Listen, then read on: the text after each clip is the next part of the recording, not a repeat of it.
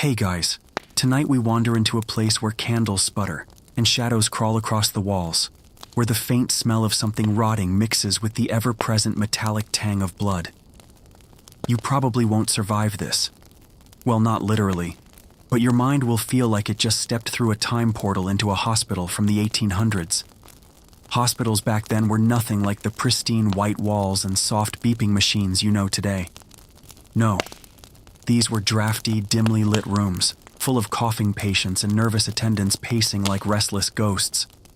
You shuffle down a creaking wooden floor, feeling each splinter underfoot as if the building itself is watching you, waiting to see if you make it through another night. So before you get comfortable, take a moment to like the video and subscribe, but only if you genuinely enjoy what I do here. And hey, comment below with your location and the local time where you're watching from. I love seeing how this story stretches across the world, connecting every night owl who dares to peek into the past with me. Now, dim the lights. Maybe turn on a fan for that soft background hum. And let's ease into tonight's journey together. You creep closer to the first ward. The room smells like iron and fear, a heady cocktail that makes your stomach twist. Patients lie in rickety wooden beds, their eyes half closed, not because of rest, but because of exhaustion, fever, and the faint terror of what the next moment might bring. A child's whimper drifts across the room, mingling with the groan of someone clutching a bandaged leg. You realize almost immediately that in this place death is not a rare visitor. It's a resident, lurking behind every corner. You notice the lamps flicker against the cracked plaster walls, casting long, twitching shadows. The doctors, yes, the very figures you imagine saving lives, move briskly, almost mechanically, as if trying to outrun the unseen horrors themselves. Scholars still argue whether the fear in these hospitals was more from the diseases or the doctor's own methods, but standing here you understand it was both. There's a palpable tension in the air, like the entire ward is holding its collective breath. Your fingers brush against a cold metal tray as a nurse, or perhaps a medical student, passes by with instruments that gleam ominously in the candlelight. You wonder, briefly, whether these tools are for healing or for harm. In your mind, you imagine the strange, almost whimsical shape of scalpels, hooks, and saws, each with a story that could chill your bones. Oddly, some instruments have tiny decorative engravings, a curious contrast to their gruesome purpose, as if someone thought elegance could soften horror. You drift further into the room, noting that hygiene is more of a suggestion than a rule. Sheets are rarely washed, and a faint haze of smoke from burning herbs attempts to mask the stench, failing miserably. Scholars still argue whether these wards were inherently dangerous or whether it was just the combination of ignorance and circumstance. Either way, you can feel it in your chest, the oppressive, heavy reality of a place designed for care, but often delivering chaos. A faint sound of coughing draws your attention to a corner, where a man leans weakly against a bedpost, shaking from fever. He looks up, eyes glassy, almost pleading, and for a moment, you wish you could reach out and offer something. Anything. But the doctor sweeps past, not cruelly but necessarily, juggling multiple lives with hands that tremble slightly under the weight of responsibility and exhaustion. You catch a glimpse of ink-stained fingers, scribbling notes that might save someone or might inadvertently condemn them. You wander toward the operating area, separated only by a thin curtain of dirty muslin. The faint metallic scent grows stronger here, mingling with the acrid smoke of alcohol-soaked rags. A medical student adjusts the surgical lamp, really, a crude oil lamp, and you notice how its trembling flame makes the shadows dance like spirits summoned for an audience.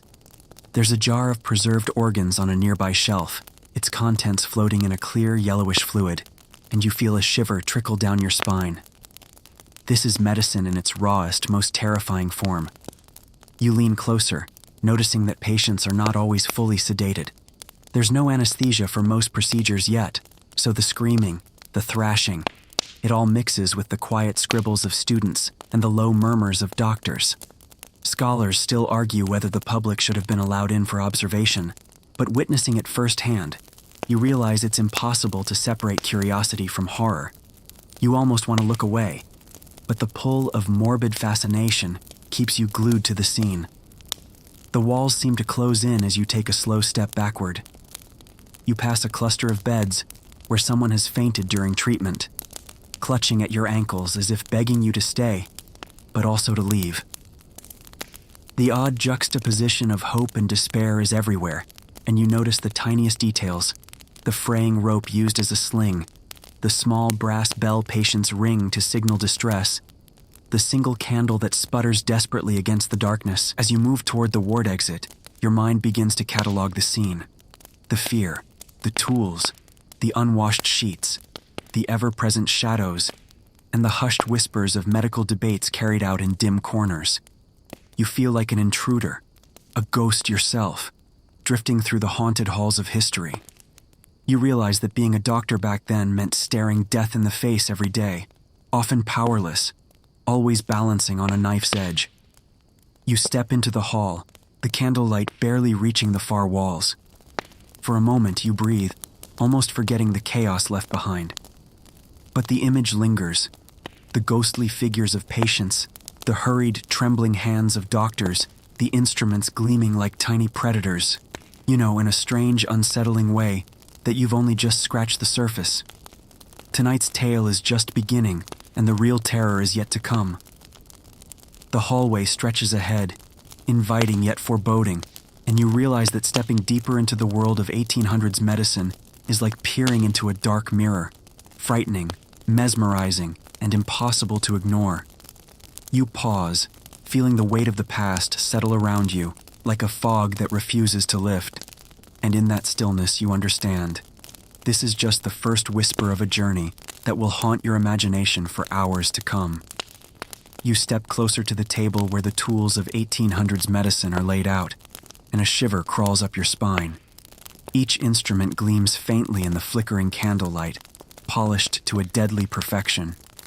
You probably wouldn't want to touch any of them, yet your curiosity keeps you rooted, fingertips itching to reach out. Imagine holding a bone saw in your hand, its curved teeth glinting as if they're hungry for the next limb. Scholars still argue whether these tools were designed more for efficiency or sheer intimidation, and right now you can't help but see a little of both. You run your eyes over the brass-handled scalpels, some no longer than a finger, others long and slender. Each one seems innocuous at first glance, almost elegant, but you know better. Behind every polished edge is the potential for catastrophe. An accidental slip could mean an infection, a severed artery, or death. Oddly, some instruments have ornate engravings, tiny flowers or twisting vines etched into steel. The craftsmanship is almost beautiful, and yet, the very same tool might have ended a life in the ward yesterday. You wonder if the makers imagined their tools saving lives, or simply admired their own artistry. The forceps lie next to the scalpels, claws of gleaming metal, capable of pulling, holding, or crushing. You imagine a surgeon grasping a stubborn tooth, a needle, or a small bone fragment, fingers white with tension. Scholars still argue whether early doctors understood the risk of cross-contamination, but the reality is grim. Many tools were reused without sterilization, their surfaces hiding invisible killers. You shiver as you picture them being pressed into open wounds, carrying unseen disease like a passenger clinging desperately to a train. Your gaze drifts to the tree-panning tools, round drills designed to penetrate skulls. You feel a strange mix of horror and awe, thinking of patients lying motionless or screaming in anticipation. The doctor must work quickly, but precision is everything. One false turn, one slip, and life ends abruptly. You note the small, crank-operated devices, the handles turning slowly under the surgeon's hand. Oddly, in some circles, trepanning was believed to release evil spirits from the mind. Scholars still argue whether this was medical practice or superstition disguised as science, and you can see why. It's hard to separate hope from horror. You walk your fingers along the edges of amputation knives. They are long, curved, and razor-sharp, each designed for a swift, decisive cut. Patients lie on tables, limbs restrained by ropes or assistants' hands, while the doctor works at lightning speed, sweat running down his face. There's no anesthesia yet, only a hope that speed will reduce suffering. Oddly, some of the knives bear inscriptions: "Swift and sure," or "For life." You wonder whether these words comforted the doctor or simply served as grim reminders of the stakes. Bone saws and cautery irons occupy the next tray, instruments of both precision and terror. You picture a young medical student being handed a cautery iron, its tip glowing from the fire, and trying not to falter. The smell of burning flesh and cauterized wounds would have been almost constant in the operating room. Scholars still argue whether this method genuinely reduced infection or simply masked symptoms, and standing here you can see why the debate persists. The tools themselves seem almost alive, extensions of the doctor's power and the patient's fear intertwined. You notice syringes, crude and glassy, designed for injections of morphine or other potions. Some have needles so thick you imagine they could pierce leather. You laugh softly to yourself. Well, as much as you can laugh in a room dripping with dread, because the absurdity of the era is both fascinating and horrifying. People willingly let these needles puncture their arms, believing in cures that today would make us wince. The odd detail is that the syringes often had markings, not for dosage, but as ornamental lines, like someone thought art could ease the patient's pain. Scholars still debate whether early anesthesia, or attempts at it, was more art than science, and the instruments reflect that tension perfectly. You glance at small glass vials and bottles, each containing powders, liquids, or dark tinctures. You imagine a doctor measuring mercury for a patient suffering from fever, or using laudanum to quiet a child's cries.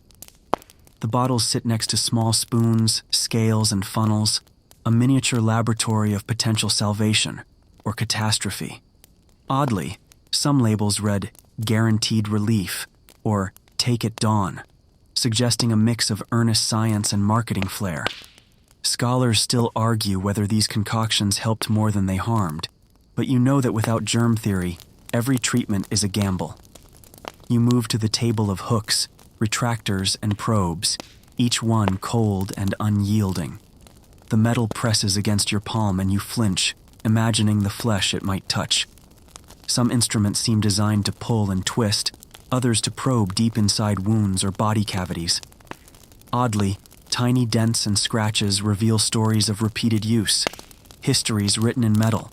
You wonder how many hands have wielded them, and how many patients cried silently beneath their weight. Scholars still debate whether the repeated handling increased infection rates or simply taught the next generation to be faster, braver, and more careful. You stop at a small collection of jars containing teeth, bones, and other specimens. They sit in formaldehyde or alcohol, floating like preserved ghosts. You shiver, realizing that these objects represent countless lives, each one a reminder that medicine in the 1800s was as much about observation as intervention. Oddly, some jars have handwritten labels, shaky script noting patient names, dates, or curious symptoms. Scholars still argue whether these records were primarily for study or for documentation to defend against lawsuits, or worse, the angry public. You step back from the table, heart thudding. The tools gleam, pristine yet menacing, a reflection of the duality of medicine back then. Life-saving in theory, terrifying in practice. Every scalpel, saw, and vial is a silent story, a whisper from the past that invites both admiration and horror.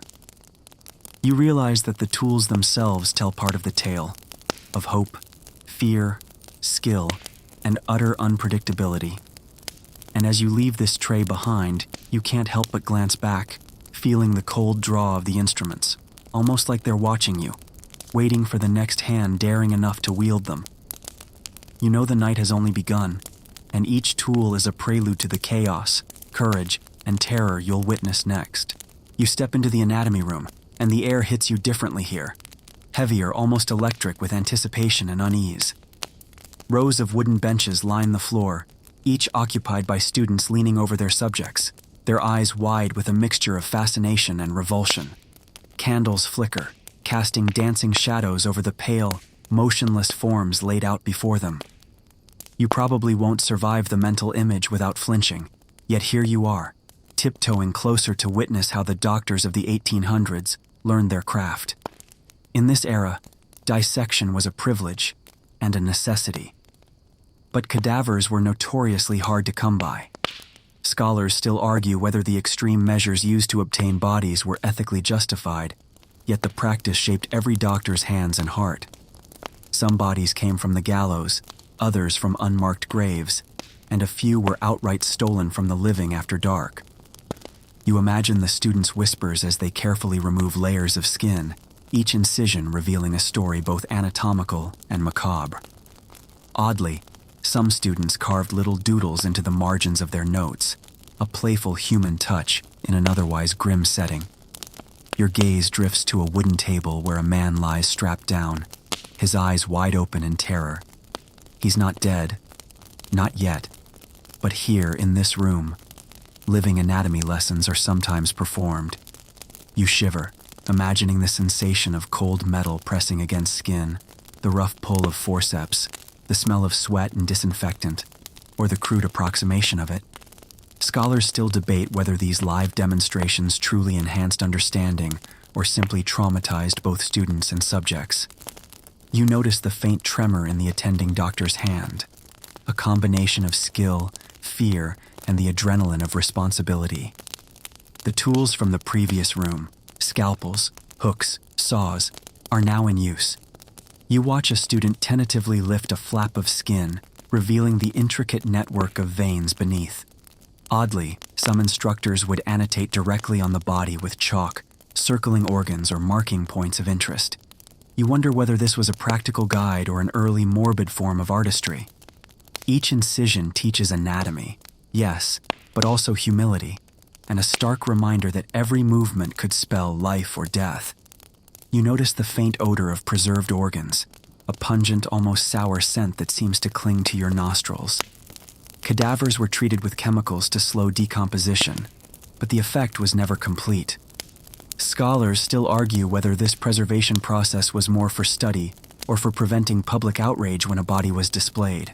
Regardless, the scent is a constant companion, a reminder that death is never far away in this room. You take a slow breath, trying not to gag, feeling the eerie thrill of proximity to knowledge forged in fear. Some students work with curiosity bordering on obsession, probing muscles, tendons, and bones with meticulous care. You lean closer to see a tiny, almost playful detail. A student has tied a small ribbon around the wrist of a cadaver, as if giving it a humanizing touch amidst the horror. Scholars still argue whether such small acts of humanity affected the learning process or distracted from it entirely, but the juxtaposition makes you pause. It's unsettling yet oddly comforting, a brief reminder of empathy in an otherwise clinical, almost ritualistic practice. A few tables away, another student struggles with the intricacies of the heart. Veins are tangled, arteries delicate, and one wrong cut could destroy the structure entirely. You feel a tightening in your chest as the instructor leans over, correcting angles and demonstrating a deft movement. Oddly, some hearts were kept in jars afterward for later study, suspended in yellowish fluid that gives them a ghostly, otherworldly appearance. Scholars still debate whether repeated exposure to such sights desensitized doctors or made them hyper-aware of life's fragility. And you realize it's probably a mix of both. You wander to a corner where a small group practices suturing. The human skin is thick in some areas, thin in others, and every stitch is a delicate negotiation between precision and patience. Scholars still argue whether practicing on living volunteers was ever ethical, but the practice did hone skills that saved lives in chaotic, unsanitary conditions.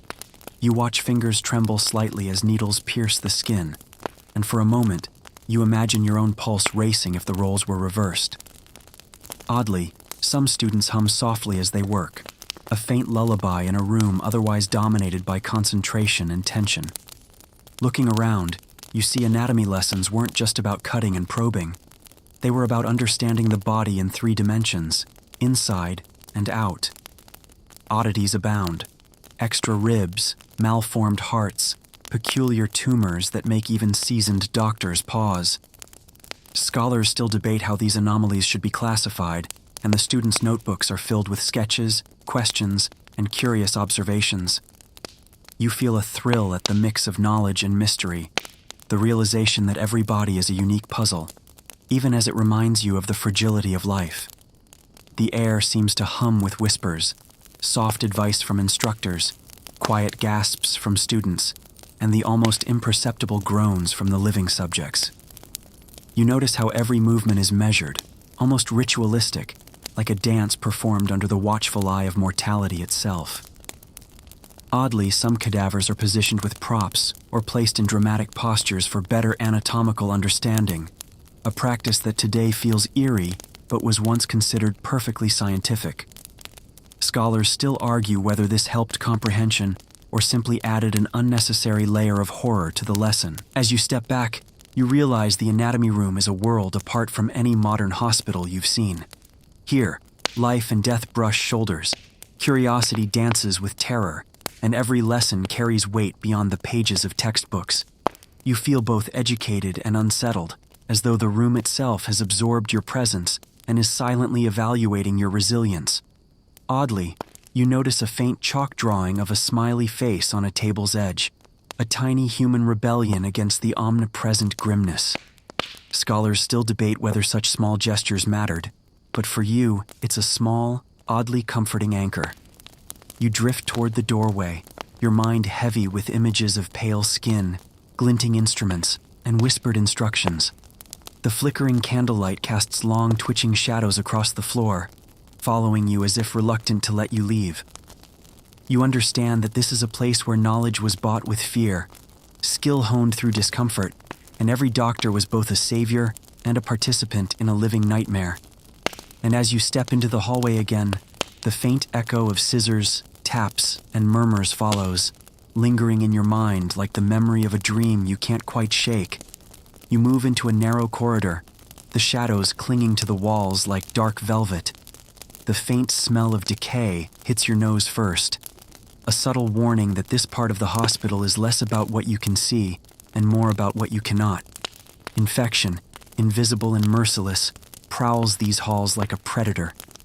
You probably won't survive a moment without imagining every touch, every breath as a potential hazard. But that is exactly what being a doctor in the 1800s felt like.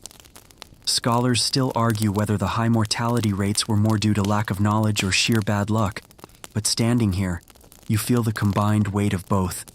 The ward is dim, and the patients are clustered together, unaware of the microscopic killers dancing from one to another. You notice the odd juxtaposition, a nurse carrying a tray of half-cooked herbal remedies, thinking she is protecting her charges, while unseen bacteria thrive in the grime of unwashed sheets. Oddly, some herbs were believed to actually ward off infection, a superstition that was partially right in spirit, if not in science. You step closer to a bed where a young woman lies pale and trembling, her arm wrapped in a coarse cloth. The doctor adjusts the bandages, oblivious to the germs hitching a ride on his unwashed hands. You realize that infection control as you know it today was non-existent. No gloves, rarely any hand washing, and certainly no sterilized tools. Each patient encounter is a gamble. Each incision or dressing change a potential vector for a fatal illness. Scholars still argue whether awareness of contagion was limited or actively ignored by overworked physicians, and the truth likely lies somewhere in between. Oddly, some doctors wore amulets or charms around their necks, convinced these talismans could shield them from disease. A curious mix of superstition and science, desperation and hope. You pass a small table where crude antiseptics sit, alcohol, vinegar, and occasionally carbolic acid, though most use is haphazard. The oddest detail is the handwritten note stuck to one bottle, "Sprinkle thrice daily for better fortune." You can't help but smirk, even as a shiver travels down your spine. Scholars still debate whether such early antiseptic practices saved more lives than they harmed, and from your vantage point, the debate seems tragically academic. Patients, meanwhile, lie exposed, vulnerable and silent, except for the occasional cough that echoes ominously across the hall. In the corner, a small child coughs violently, a thin stream of fevered sweat running down their temple. You notice the attending doctor leaning close, speaking softly, unaware that the disease may already be spreading. Infection is invisible, sneaky, a shadow in every breath and every touch. Oddly, some wards had birds or cats roaming freely, ostensibly to keep spirits high, but they also carried fleas and microbes, unwitting allies of mortality. Scholars still argue whether these animals were a boon for morale or a hidden source of new outbreaks, and your gut tells you it was a deadly mix of both. You move along the corridor, catching glimpses of previous patients stacked in recovery rooms. Wounds that should be healing are festering, and rashes bloom across pale skin like wildflowers of doom. The doctor is busy scribbling notes, occasionally pausing to consult a student or adjust a dressing. Scholars still argue whether routine hygiene would have drastically reduced deaths or whether some illnesses were simply unstoppable. Oddly, some walls are scrawled with chalk marks counting the days of survival, almost like a grim scoreboard for the invisible enemy that stalks every patient. You wander past a table piled with bandages, some stained with blood, some with pus. The smell is faint but relentless, and you realize that every fabric, every cloth, is a potential carrier of disease. Oddly, some nurses soaked linens in herbal solutions, believing the scents alone could repel infection. Scholars still debate whether these rituals did anything at all, beyond masking the true source of mortality. And you can't help but admire the ingenuity, even if it was tragically misguided. You glance at the sinks, barely more than stone basins, with no soap, only a trickle of cold water. You imagine the hands of doctors and students, moving from patient to patient, the invisible pathogens hitching rides across the ward. Oddly, some clever practitioners recommended alcohol rubs or hot towels as a substitute for proper washing. Scholars still argue whether these methods ever truly reduced the invisible threat. But watching it all unfold, you can sense the difference between intention and outcome, the best-laid plans clashing with grim reality. As you step back into the dim hallway, the sounds of coughs, whispers, and rattling trays linger in your mind. Infection has claimed its territory here, invisible yet omnipresent, and you feel the quiet horror of knowing that the tools and skill of doctors, brilliant though they were, could only go so far. And as the shadows flicker along the walls, you understand that this invisible assassin will haunt the rest of our journey tonight, lingering just out of sight, ready to strike when you least expect it. You step into a small, stuffy treatment room, and the first thing that hits you is the smell, a combination of herbs, sweat, and iron. This is where the so-called cures of the 1800s unfold, some bordering on the absurd, others chilling in their severity. Bloodletting is the centerpiece here, a practice as common as breathing and twice as terrifying. You probably won't survive the sight without wincing, yet here you are, watching as a doctor prepares to puncture a vein with a gleaming lancet. Scholars still argue whether bloodletting had any real medical benefit, or if it was purely a ritual carried on from superstition. Oddly, patients often believed that the more blood removed, the more powerful the cure. You notice a young man lying on a table, arm extended, veins prominent. The doctor tightens a tourniquet, and you watch as the lancet makes its first incision. Blood spills into a small bowl, glinting in the candlelight like liquid rubies. Oddly, some physicians would measure the exact quantity removed and brag that 50 ounces will restore the humors. Scholars still debate whether these practices actually balanced bodily fluids, as theorized by Galenic medicine, or simply weakened already fragile patients. You flinch as another incision follows, the young man's face pale but determined, or perhaps resigned. Leeches are next on the treatment menu, and you shiver at the sight. These slimy little creatures are placed carefully on the patient's skin, attaching themselves and drawing blood in a slow, eerie rhythm. Oddly, some doctors would line up several leeches in a row, as if creating a grotesque orchestra of healing. Scholars still argue whether the leech's medicinal effect was marginal, psychological, or a bit of both, but patients often reported feeling lighter afterward, whether from relief or sheer placebo. You wander past a table stacked with jars of powdered substances, tinctures, and pastes. Mercury, arsenic, and even small doses of opium are common here, each believed to treat a variety of ailments from fever to melancholy. Oddly, some of these powders came in brightly colored bottles with elaborate labels, as though design could convince patients of effectiveness. Scholars still debate whether the chemicals were ever truly therapeutic or mostly harmful, yet the doctor's intentions were earnest, if sometimes tragically misguided. You notice a patient grimacing as a small spoonful of blue ointment is applied to a rash. Mercury again, you realize, a treatment both feared and revered. The doctor's hands are steady, but the fumes are overwhelming, curling in the air like smoke from a fire. Oddly, some practitioners believed that the taste itself was part of the cure, an internal ritual that connected patient and physician in shared suffering. Scholars still argue whether such substances shortened or prolonged life, but standing here, you sense the razor-thin line between relief and danger. Cupping jars are next, small glass domes pressed against the skin to draw blood upward. The suction is created with heat, and you watch as red crescents form, eerie like handprints from invisible spirits. Oddly, some cups had decorative etchings, tiny flowers or stars, as though beautifying pain could somehow make it more palatable. Scholars still debate whether cupping offered any genuine physiological benefit, but the ritual alone often provided patients with the comfort of action. You flinch, imagining the strange sensation of skin pulling upward, tender, yet strangely hypnotic. Herbal remedies line the shelves, dried roots and leaves bundled with string. Chamomile, foxglove, willow bark, all prescribed for ailments from insomnia to heart failure. Oddly, some patients insisted on smelling the herbs first, convinced that aroma itself could enhance potency. Scholars still argue whether the physiological impact of these herbs was significant or merely symbolic, but the doctors relied on them heavily, desperate for any tool to fight disease. You inhale the fragrant, slightly acrid air, feeling a faint chill run down your spine at the thought of relying on nature when death is so close.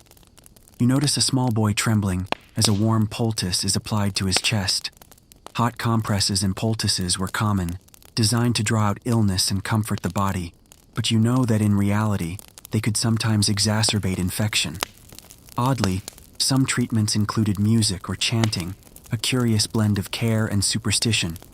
Scholars still argue whether such rituals improved recovery through relaxation or placebo effect alone, but you can feel the strange power of human touch and intent here, a quiet counterpoint to the gruesome practices surrounding it. You pause by a collection of small vials containing mysterious colored liquids. Some are tonics made from rare ingredients, like bezoar stones or crushed pearls, believed to cure anything from headaches to epilepsy. Oddly, the labels often promised eternal vigor or blood renewed, exaggerations that today seem laughable, but were deeply persuasive then. Scholars still debate whether any of these concoctions had measurable medical value, yet their allure demonstrates the human tendency to cling to hope, no matter how bizarre the method. You notice the odd juxtaposition of patients who seem resigned versus those who actively believe in their cure. One woman clasps her hands and whispers a prayer before a dose of opium. Another man grimaces at the bite of leeches but nods bravely. Scholars still argue whether faith in treatment influenced survival, yet the room is filled with quiet acts of courage, small rebellions against both disease and despair.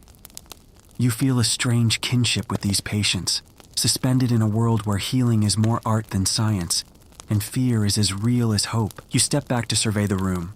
Bowls, jars, leeches, poultices, and powders.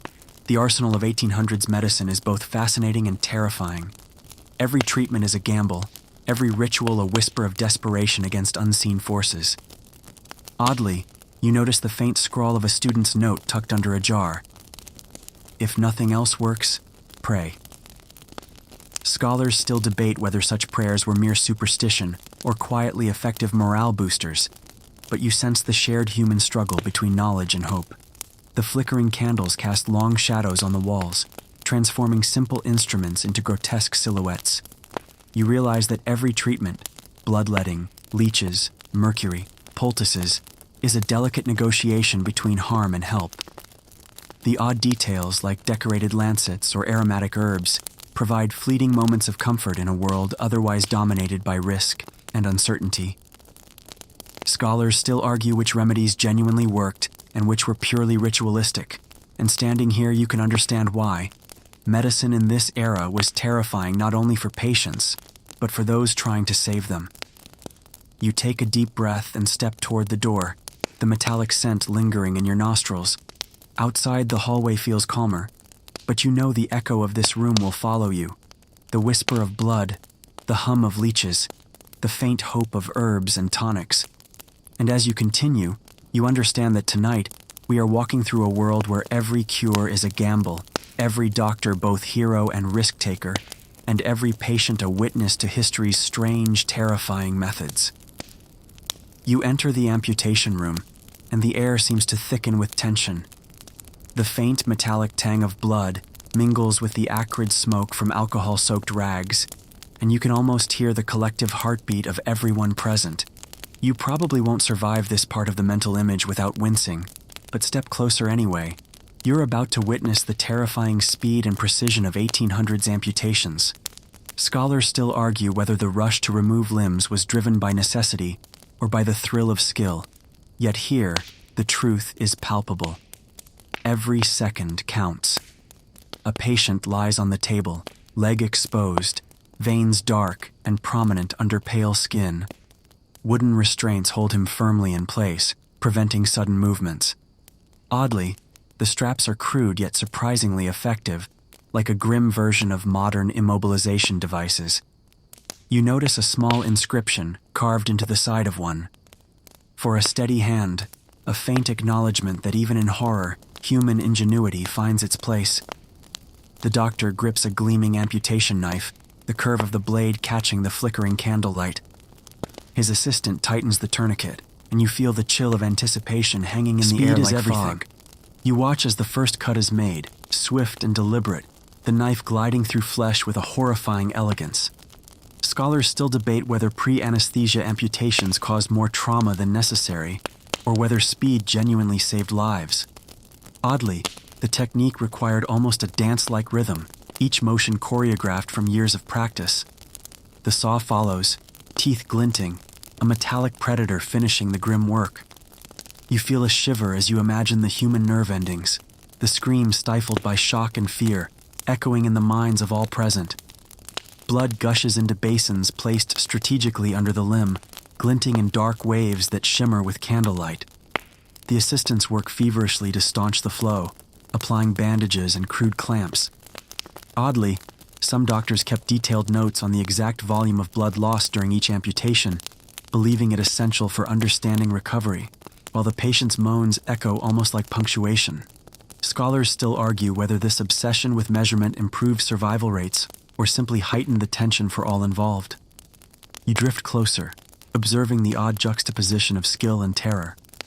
One assistant hums softly, almost inaudibly, to calm the patient, or perhaps to calm themselves. You notice the faint decorative engraving on the handle of the bone saw, flowers etched into steel, a strange attempt to beautify something fundamentally gruesome. Scholars still debate whether such embellishments were comforting to the operator or merely ornamental. But standing here, you sense that every tiny detail mattered in a room where lives balanced precariously on the edge of a blade. The use of alcohol as a rudimentary antiseptic is evident. Rags soaked and pressed against wounds, the smell sharp and suffocating. You imagine the invisible germs lurking, yet the surgeons focus intently on the act itself. Oddly, some patients were given small doses of opium beforehand, not for complete sedation, but to dull the edges of pain. Scholars still argue whether these early analgesics genuinely reduced suffering or simply allowed procedures to continue faster, but the room is a testament to human ingenuity under extreme constraints. You notice the strange rhythm of the room, the swoosh of the knife, the rasp of the saw, the whispered instructions, and the low hum of assistants moving in synchrony. Oddly, the doctor's eyes occasionally flick toward a tiny jar of preserved fingers or toes, remnants of past operations kept for study. Scholars still debate the morality of such collections. But in this era, they were essential learning tools, a macabre classroom for survival. You feel a shiver, realizing that knowledge was often inseparable from horror. Patients sometimes faint mid-procedure, their screams replaced by silence. You watch as the team adjusts, working swiftly, efficiently, almost mechanically. Oddly, the speed itself was a form of mercy. Faster amputations meant less time for conscious terror. Scholars still argue whether rapid methods reduced mortality or simply transferred suffering from mind to body, yet you can't help but admire the grim efficiency, even as you shiver. You drift to a corner where another surgeon is preparing for an arm amputation. The saw is ready, and the tourniquet is snug. Oddly, small scraps of fabric are pinned near the table, supposedly for emergencies, though they resemble nothing so much as primitive gauze. Scholars still debate whether these preparations actually saved lives or were more ritualistic, but the careful, almost ceremonial manner of operation is undeniable. Every movement is choreographed to minimize error, yet the stakes remain horrifyingly high. A faint whimper escapes a young patient as the saw bites through bone. The smell of blood and burned tissue, cauterization is sometimes employed immediately afterward, fills the room, heavy and oppressive. Oddly, a small bell rings nearby, signaling another team to prepare, a reminder that efficiency was not just skill but survival. Scholars still argue whether such coordination genuinely improved outcomes or simply allowed more procedures to occur, but it's clear that life in these wards is a frantic, delicate balancing act. You notice that even post-amputation, the work is far from over. Bandages are applied, cauterizations performed, and the patient is monitored with grim attentiveness. Oddly, some attendants would whisper prayers or hold tiny charms near the wound, a superstition perhaps as old as medicine itself. Scholars still debate whether these rituals had any real effect on recovery, yet in a world dominated by risk, hope itself is a tool, fragile and human. As you step back, heart pounding, the candles flicker, casting long shadows across the wooden floor. The room is a testament to courage, desperation, and ingenuity. Every limb removed is a story of survival against overwhelming odds. Oddly, the room retains an echo of past amputations, the faint, lingering memory of screams, the rhythm of saws, the soft murmur of whispered guidance. Scholars still argue about the ethical implications, but here you feel them firsthand.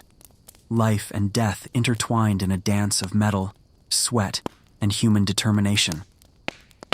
Archaeologists still don't completely agree on which ramp system was used for the pyramids. Scholars still argue whether it was a long straight ramp from the ground up, or a spiraling one wrapping around the structure, or even smaller internal ramps hidden within the walls. Every theory has evidence, and every piece of evidence refuses to confirm the theory. It's like the builders left behind just enough clues to make sure we'd never be certain. A cheeky kind of immortality. You brush the dust from your hands and look at the fibers again. The ropes were made from papyrus, palm fibers, or sometimes camel hair, depending on which civilization you ask. The Egyptians, the Mesopotamians, the Indians, the Greeks, all mastered ropes in their own style. It wasn't just a tool, it was an art form. A quirky record from an old excavation mentions that some ancient Egyptian ropes were so massive that they needed smaller ropes to drag the big ones into place. Ropes for ropes. You laugh softly. Imagine tying a rope to your rope just to move your rope. Now that's commitment. You follow a smaller path branching off the main ramp. It leads to what looks like a work area, a pit filled with splinters of wood, broken tools, and a few leftover rope fragments. A man stands there, or at least he would if this weren't just a memory. His ghostly outline is bent over a post, twisting strands of palm fiber together, humming to himself. His fingers move quickly, almost lovingly. You realize that each rope was handmade, each twist carefully balanced for strength and flexibility. You step closer, watching him test the tension by pulling it between his hands. The fibers squeal softly like they're alive. He smiles, satisfied, then tosses the coil over his shoulder and walks back toward the ramp. You decide to follow. The air smells of dust and smoke again. Someone somewhere is pouring water on the ramp to keep it cool and compact. It's a clever detail. Heat expands materials, and too much dryness would make the ramp crumble under weight. These builders weren't guessing. They were scientists without the word science. A group of men ahead of you shout in unison. They've tied a block to the rope you were following earlier. A signal is given, and the pulling begins. The ropes strain, groaning under pressure. The wooden sledge slides forward, its runners squealing across the damp sand. You can almost feel the vibration through your feet. Step, pull, chant. Step, pull, chant. The rhythm repeats, steady as a heartbeat. The chant rises and falls like waves. Every worker moves in sync, as if the entire crew has become a single organism, a machine made of human will. You climb higher along the ramp, your body tilting forward against the incline. The torches below look like fireflies now. From up here, you can see the half-finished pyramid stretching beneath the stars. The precision is insane. Every layer perfectly aligned. Every block measured by hand, and yet accurate to a fraction of an inch. Scholars still argue, you murmur, whether the ancient builders used sighting rods or simple ropes dipped in oil to measure straight lines. Either way, they got it so right that even modern laser measurements struggle to improve upon it. You pause to catch your breath, gazing down the slope. The workers haven't stopped. You wonder how they do it, how they find the strength to keep pulling, day after day. Then you notice something subtle. The ramps aren't smooth. They're covered in grooves, crosshatches, and ridges. You touch one. It's rough, uneven.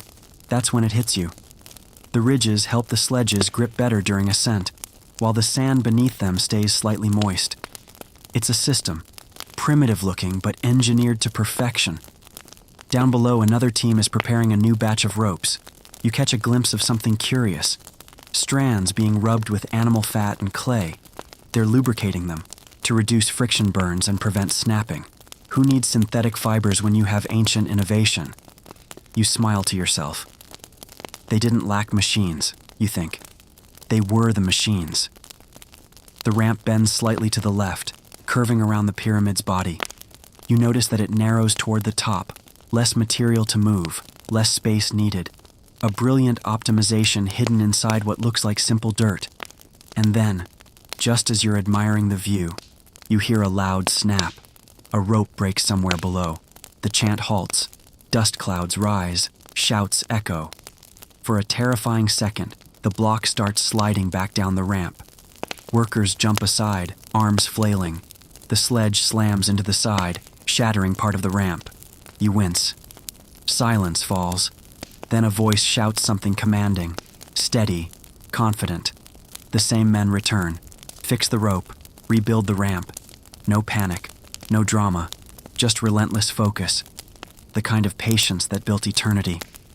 As the work resumes, you notice one worker pause to look up at the stars.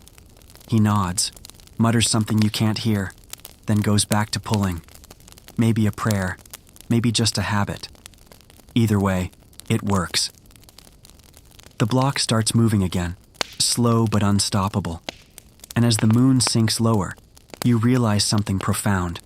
For them, the ropes and ramps weren't just tools. They were extensions of belief, symbols of connection between earth and sky, muscle and divinity. When you finally reach the top of the ramp, the wind hits your face, dry and cold. You glance back at the twisting slope beneath you. The ropes snake across it like veins, glowing faintly in torchlight. The pyramid's body gleams pale and ghostly. You whisper, the secret wasn't the ramp, it was the rhythm. And somewhere deep in the desert silence, it feels like the stones agree. Water is the hidden tool. The desert is silent again. The workers have vanished into sleep, and the torches have burned down to glowing embers. Only the stars remain, sharp, cold, eternal. You sit on the edge of the ramp, legs dangling, staring out into the dark dunes. Somewhere far off, a faint shimmer catches your eye. It looks like moonlight bouncing off water. You frown. Water? Here? Curiosity wins. You climb down the ramp, sand slipping under your feet, until the air cools and the shimmer grows brighter. And then you see it, a small canal carved straight through the desert, its surface black as glass. A thin stream still flows through it, so calm it mirrors the night sky perfectly. You kneel beside it, dip your fingers in and feel the chill. The water tastes faintly metallic, ancient. It's not much, but in this place, it's everything. You can almost hear the ghosts of engineers whispering around you, because this was their secret weapon. The ancients understood something that took modern science thousands of years to rediscover. Water is balance. It can measure, it can lift, it can move mountains, literally. You scoop up a handful, let it trickle between your fingers. When it settles again, the surface flattens flawlessly. That's the first mystery solved. Long before laser levels or surveying drones, builders used simple water channels to check perfect horizontality. The same principle your carpenter uncle uses with a bubble level, except this was done on a scale big enough to measure pyramids. A quirky old text once described Egyptian architects using U-shaped trenches, filled with water to mark foundation lines. When both ends of the trench matched the same water height, they knew the land was perfectly level. Genius, you follow right? the canal's winding path. You can't help but grin. Its edges glowing faintly in the moonlight.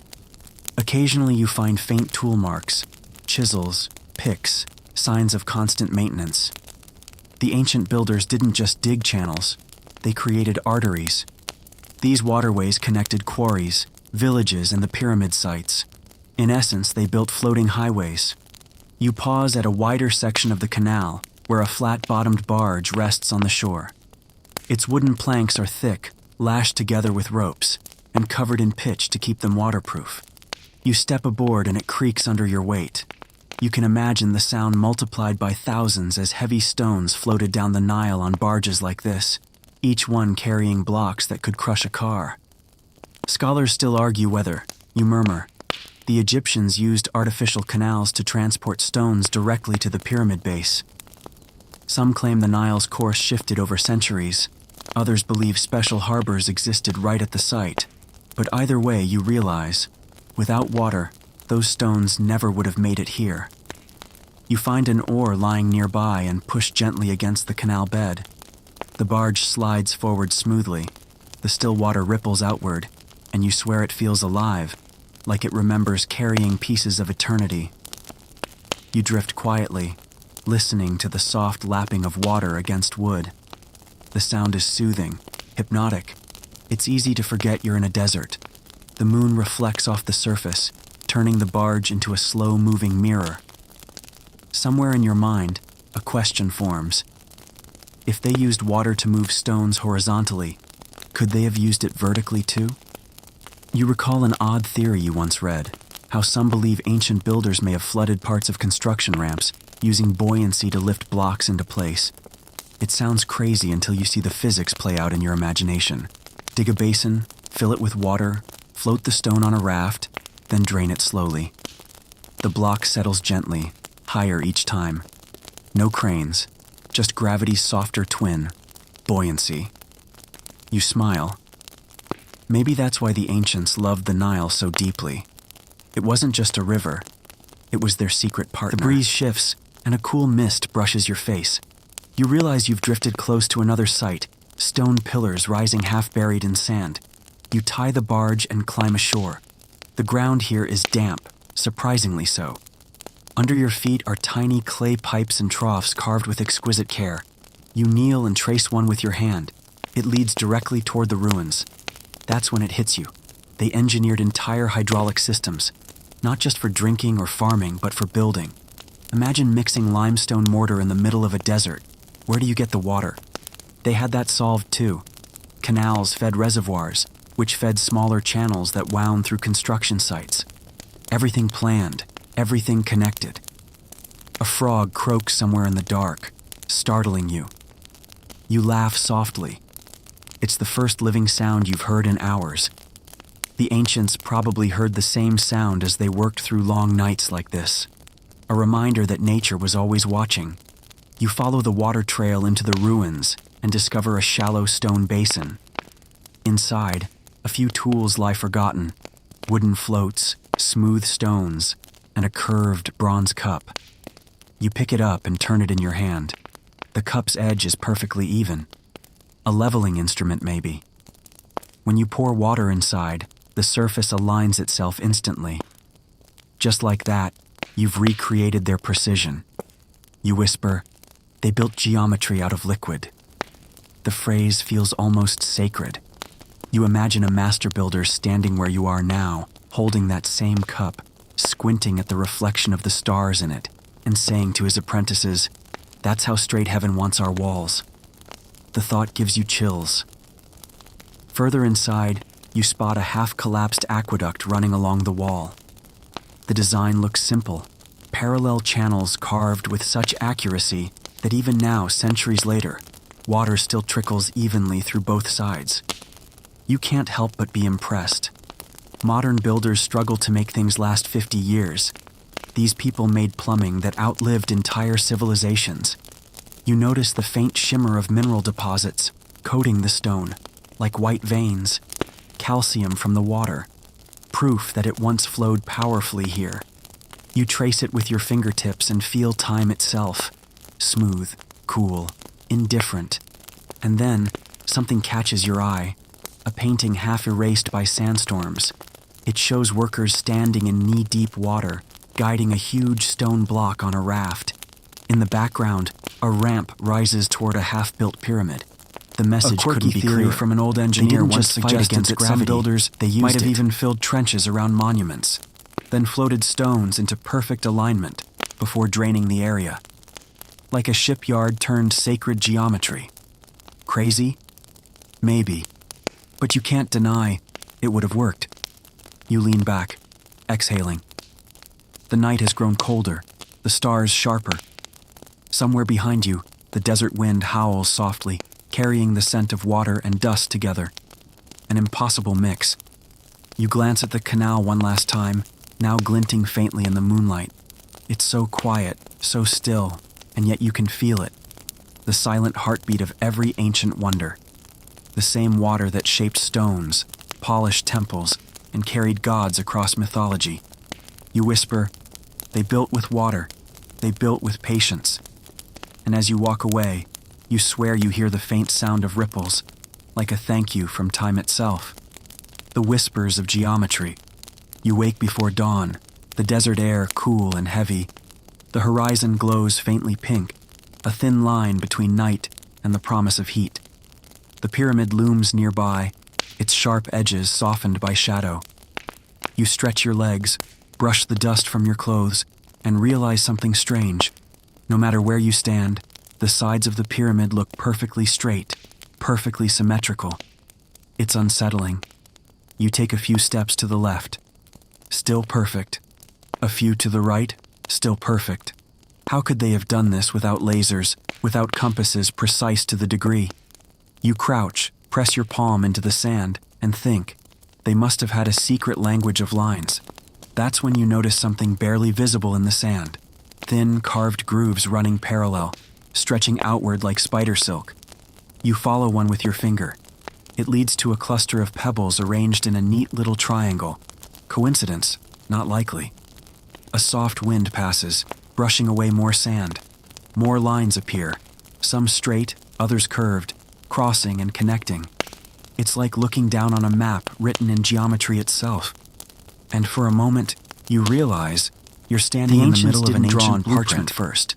They carved directly into the earth.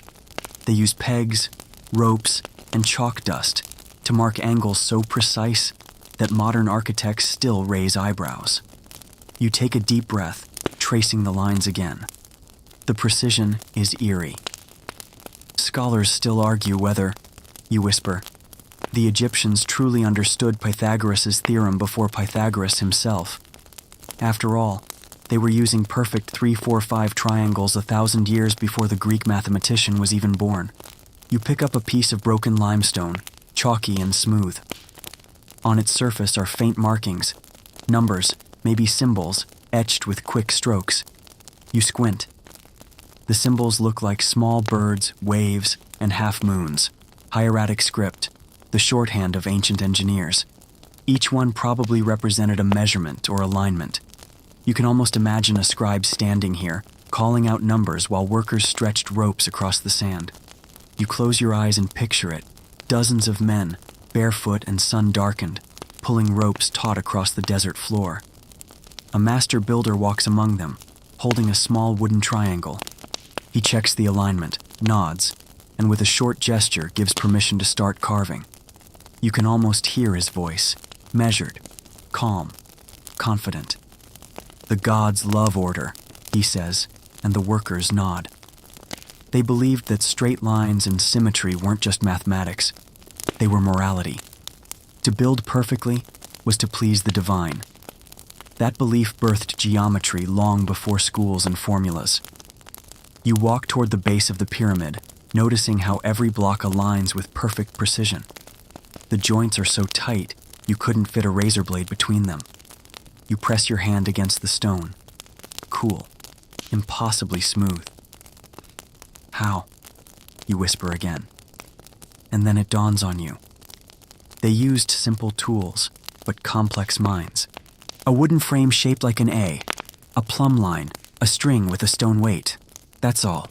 Yet by holding the frame upright and letting the plumb bob hang, they could detect vertical alignment as accurately as a modern spirit level.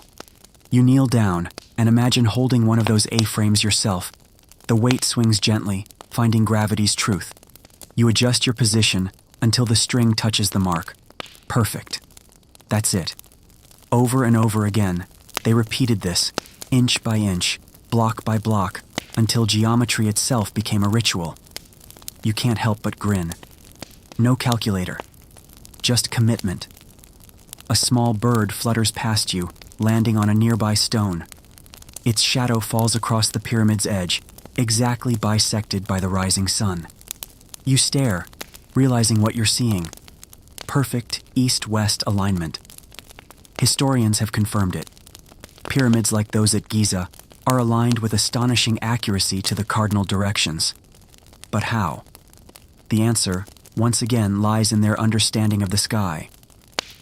Long before compasses, builders used the stars. They tracked the movements of constellations like Ursa Major and Orion's Belt to determine true north. Some even used a pair of upright poles to observe when a star passed directly between them, marking celestial alignment. You tilt your head back, eyes tracing the last few fading stars. Somewhere up there, those same constellations guided human hands thousands of years ago. There's something comforting about that. The same night sky, the same math, the same desire to make order out of chaos. You walk along the pyramid's base until you find a small table of stone, flat, worn, and carved with faint grids. You run your fingers over them. These were probably measuring tables used for standardizing block sizes. Archaeologists found similar ones near temple sites in Egypt and Mesopotamia. It's like stumbling upon the ancient version of a drafting desk. A quirky fact crosses your mind. The ancient Egyptians had units of measurement so consistent that some modern rulers differ by only millimeters. The royal cubit, roughly 52.3 centimeters, was defined by a single master rod kept under strict protection. Every other measurement rod was compared against it regularly, an ancient ISO standard, basically. You can't help but laugh softly. Bureaucracy existed even back then. Somewhere, some poor scribe was probably grumbling about measurement. You find another curious mark, a series of circles carved into the stone. You trace them gently. They're not decorative. They're compass marks. Not the magnetic kind, but drawn using a stick, a string, and a steady hand. Perfect circles, etched into eternity. And suddenly you remember, geometry was not invented. It was observed. The ancients didn't think in terms of formulas. They thought in patterns. The rising and setting of the sun, the symmetry of leaves, the curve of a river, the spiral of a shell. They copied nature, refined it, and built it into stone. You smile as the first true rays of sunlight wash over the desert. Shadows retreat, and the lines in the sand glow faintly golden. It's as if the earth itself is whispering equations you can almost, but not quite, understand. Scholars still argue whether, you murmur, the builders saw geometry as a science or as a sacred art. But to them, it didn't matter. Every measurement was a prayer, every alignment an act of devotion. You close your eyes and imagine one last scene, the final stone being placed, the pyramid's peak touching the sky. The workers stand back, silent. The master builder holds up a copper mirror to catch the sunlight, letting it flash briefly against the apex. The signal travels across the desert like a burst of divine approval. The geometry of gods, you think. The whispers of stone. The wind picks up, sweeping away the last traces of the blueprints in the sand, but the pyramid remains. Perfect, timeless, unshaken. You realize then that geometry wasn't just a tool. The air tastes like dust and determination. And if you listen closely, you're no longer standing before the stones. You can still hear it speaking. Now you're walking among them. The pyramid is half alive, halfway between earth and eternity. All around you, thousands of voices rise and fall like waves, chanting something steady, hypnotic. It takes a moment to realize they're not just working, they're singing. Every hammer strike lands on beat. Every rope pull follows a rhythm. And suddenly you understand the secret. This isn't just labor, it's music engineering. You watch a long line of men, bare-chested under the sun, pulling massive sledges in perfect sync. Their bodies bend and straighten together, like an enormous breathing organism. One stumble, and the rhythm shatters, so they don't. The chant keeps them alive, keeps them in time. Someone beside you, an older man with sunburned skin and cracked lips, grins without stopping his pull. "Sing, or die," he rasps. You laugh, but you realize he's not joking. The songs are more than motivation. They're coordination, precision, and math disguised as melody. You feel the pulse of teamwork, of something ancient and powerful. Human synchronization. Nearby, a scribe counts out beats on a wooden stick. 10 pulls, 1 pause. 10 pulls, 1 pause. Efficiency hidden in ritual. You glance up and see the foremen walking along the rows, holding long sticks not to punish, but to mark rhythm like conductors of a living orchestra. And somehow, this orchestra is moving 50-ton stones. You follow a trail of sledges across the sand, noticing grooves darkened by a mysterious wet sheen. Someone pours water ahead of the sledge. The sand darkens, thickens. The log runners glide more easily. Ah, you think. The trick of wet sand friction. The workers probably didn't know the physics, but they knew the result. Less drag, smoother pull. Modern scientists discovered the same principle thousands of years later, but these men had already sung it into existence. One scholar centuries later would write, "They built with music and mud." You can't help but smile. That sounds exactly right. You climb higher toward the half-finished pyramid's edge, where specialized crews chip, polish, and set the capstones. Their tools are copper, too soft, you think. Yet somehow they slice through limestone like butter. You wonder if they used sand or quartz dust as abrasive, turning every stroke into 1,000 microscopic cuts. Scholars still argue whether copper alone could handle this job, or if the ancients had a lost technique, maybe stone harder than steel, maybe even sound vibration carving, as some fringe theorists whisper. The air up here smells of sweat and sunburn. One worker wipes his brow and says something about feeding the gods. His voice carries no sarcasm. This is devotion, not duty. They aren't building for kings. They're building for eternity. You stop to watch a young boy, barely 10, ferrying jars of water. His small arms shake, but he doesn't spill a drop. You realize he's part of this vast mechanism, a single cell in a creature made of thousands. It's beautiful and terrifying all at once, this choreography of faith. At night, when the sun dies behind the dunes, the music doesn't stop. The workers rest, yes, but the guards hum low tunes by torchlight. The unfinished pyramid glows amber in the firelight, looking less like a monument and more like a sleeping beast. You sit nearby, chewing something bitter offered by a friendly worker. Fermented barley, perhaps. "Tomorrow," he says, "we lift the sky again." You wonder how many tomorrows it will take. Decades, maybe. Generations. Yet they keep singing. And in that dusty night, under stars that seem to watch approvingly, you realize No machines could match the rhythm of 1,000 hearts beating for the same impossible dream. The pyramid wasn't raised by hands alone. It was raised by harmony. The obsession with alignment. The desert stretches endlessly, but your gaze is drawn skyward. The pyramid's edges slice into the dawn like a perfect compass. You step closer, feeling the sharp line of stone beneath your fingers. Something about this structure feels almost obsessive. Not just careful, not just precise, obsessive.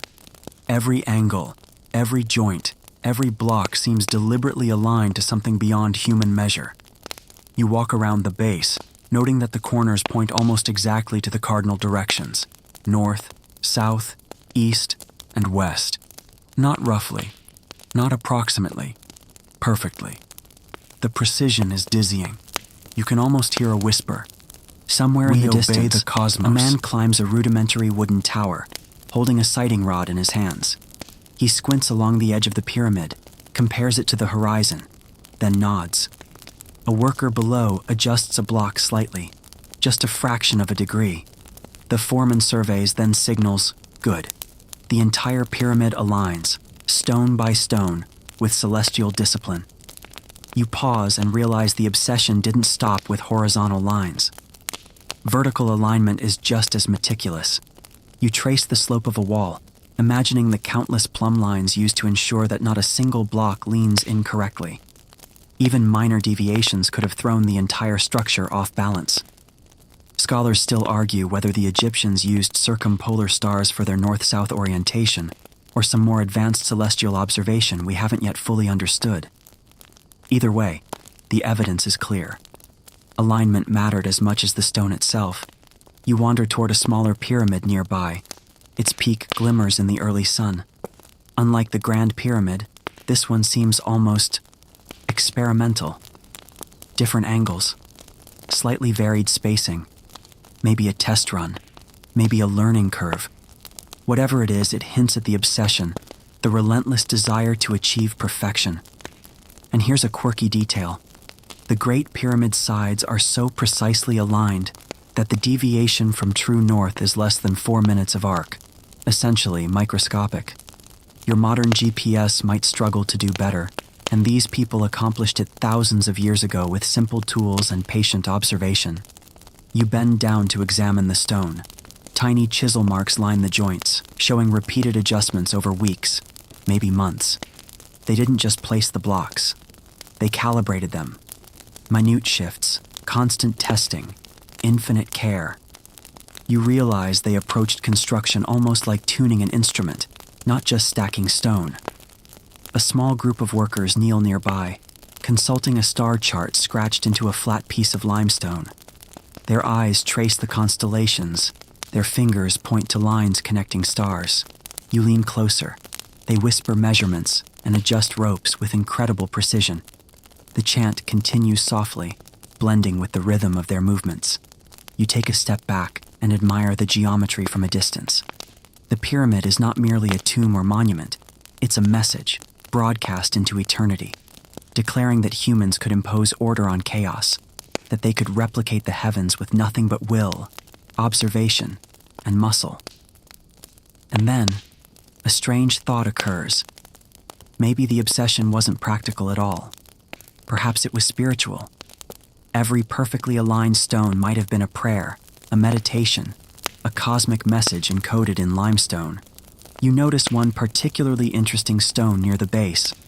Unlike the others, it has faint grooves etched diagonally across its surface. You realize there's something remarkable, barely visible in the rising sun. The obsession with alignment transcends mere engineering. It's a deliberate guide for alignment, an art, or maybe a symbolic mark. Every block is measured, adjusted, and perfected, not just for structural stability, but for a connection to the cosmos itself. And as you stand there, letting the first warmth of the sun touch your skin, you sense that this alignment obsession didn't end with the Egyptians. It echoes through history, in temples, cathedrals, and monuments worldwide. Perhaps the ancients weren't just building for themselves. They were creating a bridge between earth and sky, a whisper to eternity. And you, wandering amidst their work, can almost hear that whisper, the mystique of mud and lime. You crouch beside a mound of soft, sun-warmed earth, letting your fingers sink into the coarse grains. It smells faintly sweet, like clay kissed by the morning sun. This, you realize, is more than dirt. It's the foundation of empires, the very glue that allowed humans to reach for the impossible. Mud and lime, simple materials, extraordinary results. You gather a handful and roll it between your palms. Tiny flecks of limestone sparkle faintly. When mixed with water, the particles would form a paste, sticky and pliable, able to hold massive stone blocks together. Centuries later, people would marvel at the durability, forgetting that the secret wasn't magical. It was chemistry, observed and perfected through trial and error. Nearby, a group of workers shape mud bricks. The rhythmic slap of their hands against the forms is almost hypnotic. Each brick is uniform, measured by eye and thumb. You realize that before stones even arrived at the site, these men had already been creating the perfect environment for construction. Level surfaces, ramps, and temporary scaffolding all built from mud and lime. You walk along a shallow trench lined with partially cured bricks. The smell is earthy, grounding, almost meditative. A curious detail strikes you. The Egyptians sometimes added natron, a naturally occurring salt, to the mix. Why? To make the bricks lighter, more resistant to cracking, and more reflective under sunlight. Scholars still argue whether this was intentional for practical reasons or partly aesthetic. But either way, it shows a sophistication that surprises even modern engineers. You pick up a partially dried brick and run your fingers along its edges. It's firm, yet slightly forgiving, exactly what you'd need for scaffolding or temporary ramps. Imagine hundreds of these arranged precisely to form platforms that could carry sledges of stone. Simple, yet ingenious. A soft breeze stirs the mound of mud. Dust swirls in lazy spirals around your ankles. You glance up at the pyramid, its massive blocks looming above, and realize the same principles were used there. Lime mortar wasn't just filler, it was a flexible, living material that expanded, contracted, and absorbed shocks over centuries. That's why, after thousands of years, the stones remain almost perfectly in place. You kneel, tracing the faint lines of dried mud on the ground, and notice small grooves running between the bricks. Water channels, perhaps. You wonder about control moisture and prevent uneven drying. Heated in kilns, they thought of every powder, every crack water anticipated, every layer to the right consistency. The labor involved is almost unimaginable. Hundreds of men, coordinating in rhythm, preparing material with precision that rivals modern factories. And all this before even lifting a single stone. A scholar might argue today whether ancient mortars had the same chemical durability as modern Portland cement. But standing here, holding the sun-warmed mix, you realize that comparison misses the point. These were natural materials, optimized by observation and necessity, a craft honed over generations. Their longevity speaks for itself. Your gaze drifts to the edges of a ramp where workers smooth lime plaster along the sides. They dip their hands in water, patting it across the surface, leaving subtle textures that help sledges grip the surface. Simple physics, applied instinctively. You smile softly. These people were engineers disguised as laborers. A peculiar thought arises. Somewhere, long ago, a worker must have experimented with the ratio of mud to lime, scribbling notes or muttering numbers. Imagine the trial and error, the patience. One batch too dry, a sledge might slip. Too wet, and it collapses under weight. Yet, over centuries, they perfected it. You stand, brushing the remnants from your hands. The sun climbs higher, casting elongated shadows across the mud and stone. The smell of heated lime fills the air, almost intoxicating. You look at the pyramid, and you realize something profound. Every block, every ramp, every tiny brick was part of a living system. Mud and lime weren't just materials, they were life. And somewhere beneath your feet, in that simple mixture of earth and minerals, lies the quiet proof that the ancients weren't just strong, they were thoughtful, patient, and endlessly inventive. The breeze picks up again, carrying tiny particles of dust that sparkle like gold in the sunlight. You close your eyes and inhale deeply. The smell, the warmth, the texture. It's as if the pyramid itself is breathing, whispering secrets through mud and lime. Pulley systems, waiting for anyone patient enough to listen. You wander along a narrow trench carved into the edge of the pyramid's base. Finally feel what your fingers graze the worn wooden beams embedded in the stone, and suddenly you understand themselves. This is no ordinary construction site. The lime that binds. This is a symphony of levers that turns dust into immortality. Human determination. The ancients didn't just stack stone. They orchestrated muscle, wood, and rope into living machinery. You crouch to examine a simple wooden wheel, its axle thick and polished from centuries of use. A rope is looped over it, frayed in several places but still holding firm. Imagine hundreds of these wheels, pulleys, and beams, all interconnected.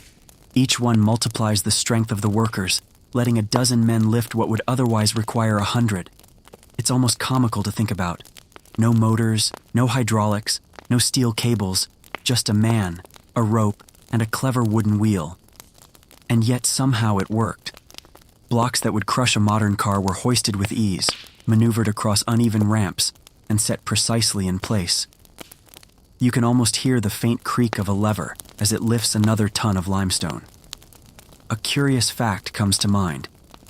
Some ancient pulleys were arranged in compound systems. One rope loops around 2 or 3 wheels, turning a single worker's pull into an almost magical lifting force. You grin. Imagine the delight of a worker discovering that a simple tweak could halve his effort. Efficiency, elegance, and a touch of genius hidden in plain sight. You step closer to a partially reconstructed pulley tower. The ropes climb skyward, disappearing behind blocks stacked high above. A team of men is tugging rhythmically at one line. You feel the vibration through your feet. Solid, steady, hypnotic. Step, pull, step, pull. The cadence is almost musical. Scholars still argue whether, you whisper to yourself, the Egyptians favored vertical or angled pulley arrangements for pyramid construction. Some experiments suggest the angled system minimized friction, while others point to vertical towers allowing more direct lifts. Either way, the creativity involved is staggering. You notice one pulley tower reinforced with thick palm ropes and wooden brackets. The wood is surprisingly flexible, bending under weight without snapping. The ropes are greased lightly with animal fat to reduce friction, a simple, elegant solution. You watch as the workers pull a massive stone up, each tug synchronized with their chant. The stone moves slowly, smoothly. Nearby, almost another odd detail catches your eye. A small stone carved with symbols resembling counting marks. You realize it's a primitive load counter, keeping track of each block lifted, each pulley engaged. Some clever scribe likely monitored the workflow to prevent accidents, because one wrong tug in a 50-ton block could crush everything below.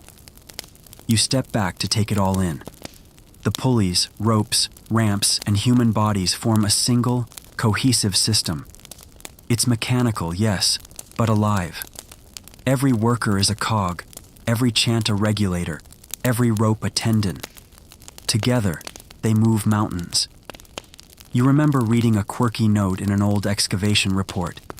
Some pulleys were rotated by workers walking inside large wooden wheels, like giant hamster wheels.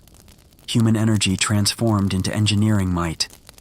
It sounds ridiculous until you picture it.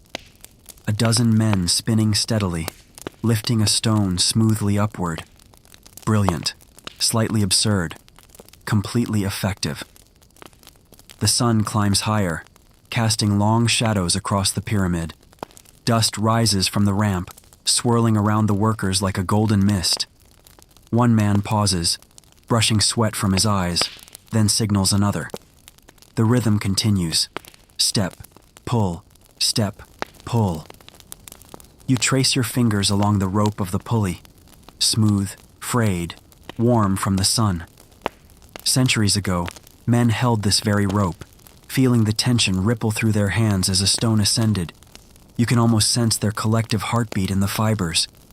And in that moment, you understand something profound. The pulley is more than a tool.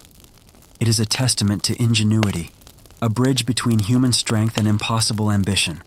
It turns the body into a machine, but also the mind into an artist. The pyramid towers above you, blocks perfectly aligned, ramps fading into the distance. You take a deep breath, feeling the wind in your hair. The sound of creaking pulleys and chanting workers fades in and out. You smile, like echoes from a dream. You can almost invent pulleys. They invented the idea that human bodies, coordinated and inspired, could become machines themselves.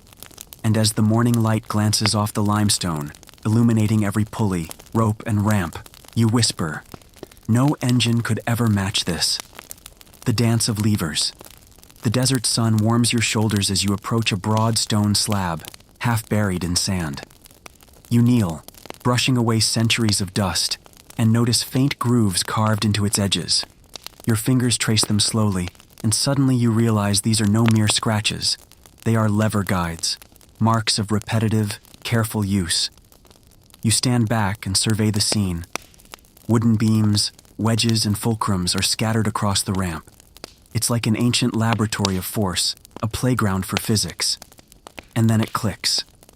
Every lever, every wedge, every pivot is part of a carefully choreographed system. A dance, really, where human strength, gravity, and friction move in perfect harmony. A large stone rests on a makeshift wooden platform. You crouch to examine it. By lifting just one corner with a simple beam, a small team of workers can gradually roll it into position. Step by step, inch by inch, the weight seems to diminish. It's almost hypnotic to watch. The block rises slowly, but nothing falters. Every motion precise, deliberate, almost ceremonial. You can almost hear the voices of the builders, whispering over centuries. Push here, lift there, slow, steady. The rhythm is meticulous, measured not just in seconds, but in the quiet trust between men and stone. A quirky detail crosses your mind. Some historians believe the Egyptians even used counterweights with levers. Drop a bag of sand here, lift a block there, and suddenly a 50-ton stone moves as if it were a pebble. Scholars still argue whether these counterweights were large-scale or modest, but either way, the ingenuity is undeniable. You trace a line of stones forming a ramp, noticing wedges hammered underneath each one. They're subtle, barely noticeable, yet essential. Each wedge transforms downward force into a gentle push. You can almost hear the faint thunk as each block settles into place, absorbed by gravity and guidance. You step closer to the top, where the ramp narrows. Workers line up in staggered formation, levers in hand. With synchronized precision, they tilt one massive block at a time, adjusting ropes and beams to ensure it doesn't tip. One misstep could send the entire slab tumbling down hundreds of feet. But there are no mistakes. Every movement rehearsed, every hand trained over noticing the rhythm. Step, lift, adjust, lower, step, lift. The choreography mirrors the pulleys you saw earlier, but here it's more intimate, more tactile. The lever is simple, yet it embodies human patience and observation. You pick up a small wooden beam lying nearby. It's light in your hands, but you imagine using it under a 50-ton stone. Impossible? Not for them. They understood leverage in a way that required no formulas, only experience, intuition, and 1,000 tiny adjustments. The wind picks up, carrying grains of sand that glitter in the sunlight. You squint, noticing a series of marks along the stone edges, tiny notches, almost like tally marks. Perhaps a foreman counting each successful lift, each adjustment, marking progress without disrupting the rhythm. You grin. Ancient quality control, essentially. You watch a wedge being driven under a block. The stone shifts minutely, imperceptibly to most, but enough to guide it into perfect alignment. The workers exhale collectively. A small cheer rises, quickly hushed. Focus remains paramount. Every move deliberate, yet fluid. You kneel beside a simple, forgotten lever buried in sand. Your hand rests on it, and you can almost sense its history, the countless lifts, the weight it bore silently. It's a humble tool, yet one of the most powerful instruments of construction. And then you realize something profound. Levers weren't just tools, They were extensions of the human body and mind. Each one allowed a person to multiply strength, control motion, and shape the impossible. The dance of levers turns physical labor into a careful art, a ritualized collaboration with physics itself. You stand, brushing sand from your knees. The pyramid looms above, its massive stones immovable to ordinary hands, yet it rises thanks to human ingenuity, patience, and the humble elegance of leverage. And as you step back, watching the workers guide the blocks into place with rhythmic grace, you whisper, "Every movement is a conversation with gravity." The morning sun climbs higher, warming your skin as you follow a winding dirt path leading up the pyramid. You pause to catch your breath and look at the slope ahead. It's not just a ramp, it's a marvel of planning. A sloping artery that twists and turns, hugging the pyramid's sides, seemingly endless, climbing toward the heavens. You step onto it, feeling the compacted sand and mud beneath your feet. The incline is gentle yet persistent, carefully engineered so that massive stones could be hauled upward without the workers exhausting themselves. You watch faint grooves worn into the surface, evidence of sledges dragged over centuries, a primitive track system carved by repetition and patience. A curious detail strikes you. Some ramps were zigzagged, not straight. Scholars still argue whether this was to reduce steepness or to stabilize the weight of stones against lateral slippage. You smile softly. Either way, it's genius. Straight ramps might have been faster in theory, but these snaking ramps distributed force elegantly, letting humans and pulleys work in tandem with gravity rather than against it. You imagine the construction crews, dozens of men hauling sledges, their hands blistered, voices blending into the soft rhythm of chants. Each pull is coordinated, timed, rehearsed over years. Some blocks are partially lubricated with water, reducing friction. You can almost hear the slight squelch as the stone slides upward. The camp has gone quiet. The last sparks of fire crackle softly, throwing flickers of orange across a sea of tents. You walk slowly between them, boots sinking slightly in the damp earth. The air smells of smoke, wet leather, and fatigue. All around you, the muffled sounds of men trying to sleep, groans, coughs, the rustle of straw-stuffed blankets. Your tent is small, just tall enough for you to kneel, not stand. It's canvas, patched and weather-stained, like every other night's here. The faint silver of moonlight leaks through a rip near the top, tracing a pale line across your armor. You can feel the weight of the day still on your shoulders, not just the steel plates, but the ache underneath them. You lower yourself onto the rough bedroll, straw, burlap, maybe a little mud mixed in for that authentic medieval spa experience. The cold hits immediately. Your fingers sting. Your breath fogs in the air. Somewhere outside, a horse snorts, and you hear the jangle of a loose harness chain. Your squire had tried his best. He spread out the straw, fluffed your worn-out cloak, maybe even found an extra scrap of wool from another camp. He's 15, maybe 16, already asleep near the tent flap, curled like a cat beside your sword.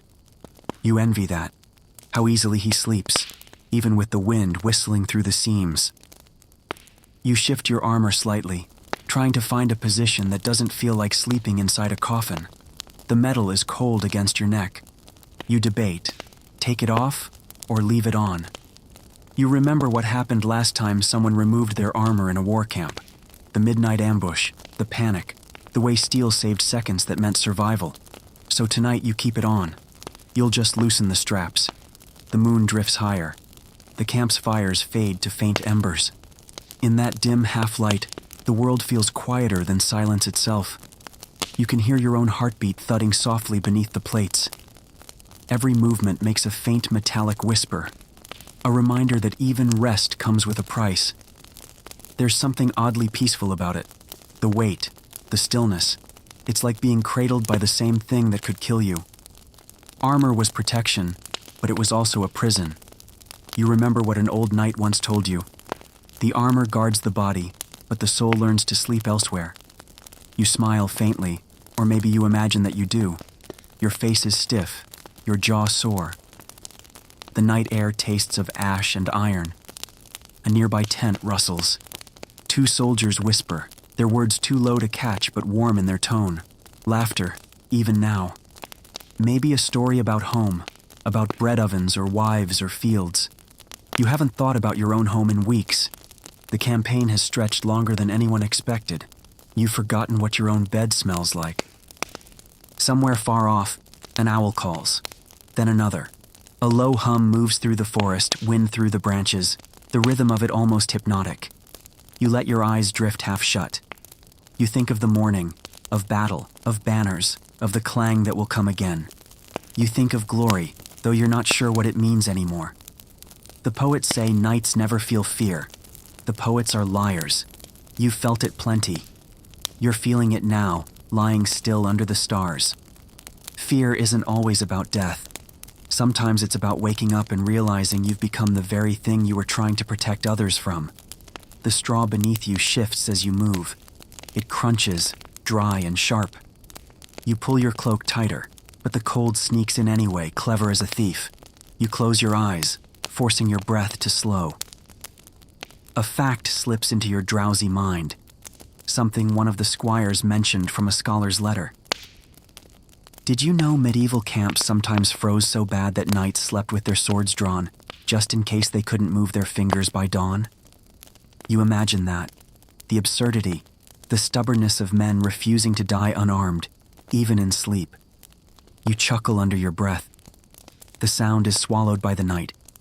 You roll onto your side, plates clinking softly, and watch the faint light of the embers painting shadows on the tent wall. The fire outside is almost gone. Only one knight remains awake.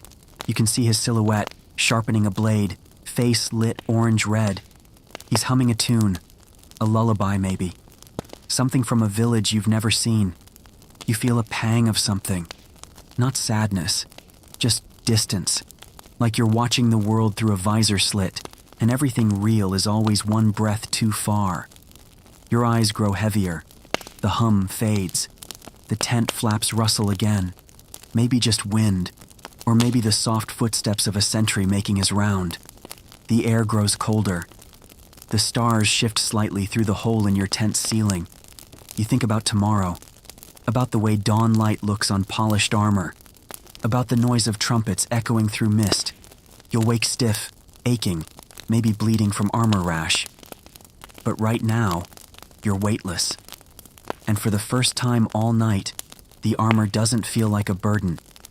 It feels like a blanket, one that hums faintly with memories of every fight, every oath, every heartbeat that came before. You drift into half-sleep, the kind that comes with exhaustion, fear, and strange comfort, the kind that makes your dreams blur with the sounds outside. In those dreams, you're not cold, you're not tired, you're simply waiting. The first light hasn't touched the horizon yet, and already you can feel it, the weight of steel pressing against your ribs, your shoulders, your very breath. It's a strange thing, this armor of yours. By day it's your pride, your status, your survival.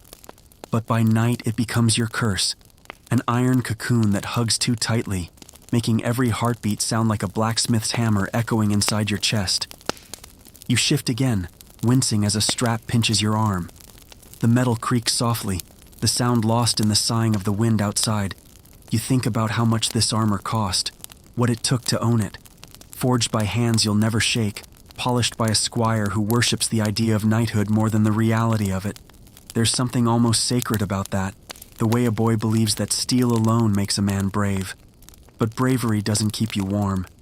You run your gloved hand along the breastplate, feeling the dents and scratches left by battles past. Each mark is a memory, a clash, a near miss, a moment when death passed close enough to whisper in your ear. You can trace them all like a strange, metallic diary written in scars. The edges of your gauntlets are cold, the leather inside damp with old sweat. You try not to think about the smell. It's a blend of iron, oil, and something human that never quite washes out. Your muscles ache beneath the mail. It's heavy in a way that's hard to describe, more than just weight. It's the kind of heaviness that seeps into your bones and stays there, even after you take it off. You wonder how many years of a knight's life are spent simply enduring discomfort. Maybe all of them. Maybe that's the secret training no one talks about. A whisper of movement comes from outside your tent. The faint jingle of a chain, the scuff of boots on dirt. Probably a sentry, or maybe another night wandering sleepless. The night before battle always hums with a strange energy, a quiet awareness that this could be the last calm you ever feel. You try to relax, but the armor won't let you. It hugs your chest like an anxious friend who doesn't know when to let go. You think of removing it again, but your fingers hesitate at the buckles. There's a superstition among knights. Never sleep without your armor on the night before battle. Some say it's about readiness, but others whisper it's about respect. That taking it off is tempting fate, inviting the blade that finds the unguarded heart. You laugh softly under your breath. Superstition or not, the truth is simpler. You just don't want to deal with the cold. You glance toward your squire again. He's still asleep, the faint rise and fall of his chest visible in the dim firelight. His hand rests near your sword, fingers curled loosely around the hilt. Even in dreams, he's guarding something. You envy that kind of devotion. A fact floats into your tired mind, something you once overheard from a traveling scholar. He said that a full suit of plate armor weighed about 50 to 60 pounds. You smirk to yourself. That scholar clearly never tried sleeping in it.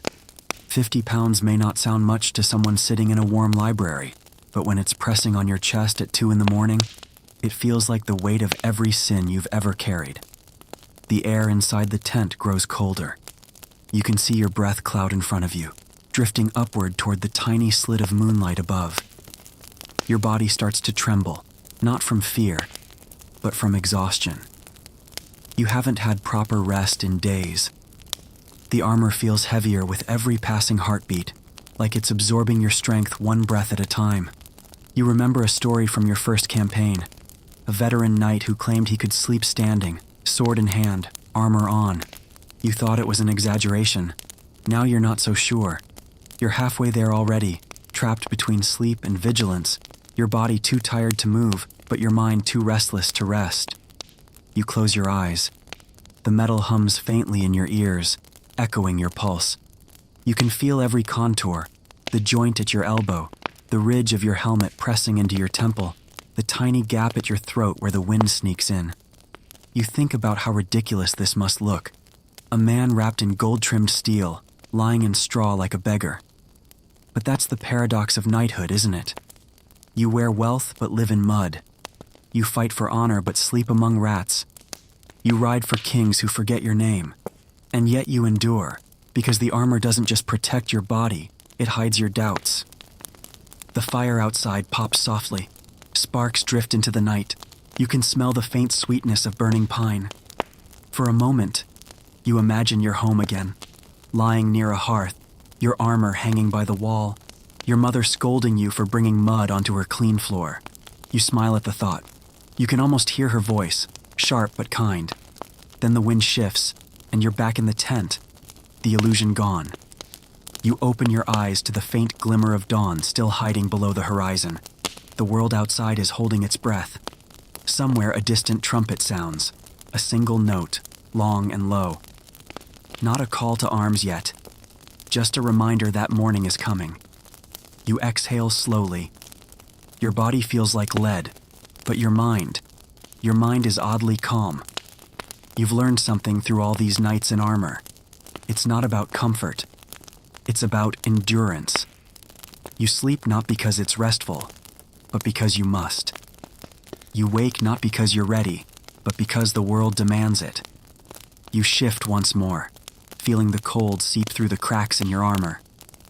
You mutter a prayer under your breath, not for victory, not for glory, but for one more sunrise.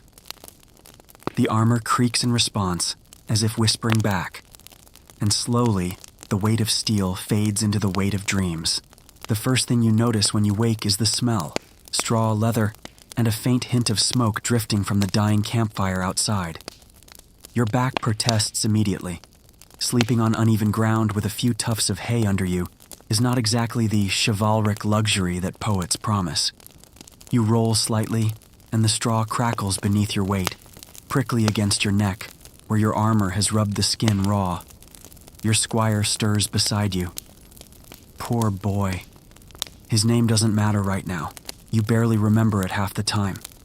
But you remember his face, always too eager, too polite, and somehow always covered in dirt. He's still clutching your sword, even in sleep, his fingers wrapped tight around the hilt, as though a dragon might sneak in and steal it. You nudge him gently with your boot. He startles awake, blinking at you through a curtain of tangled hair. "My lord," he mumbles, rubbing his eyes. You can't help a tired smile.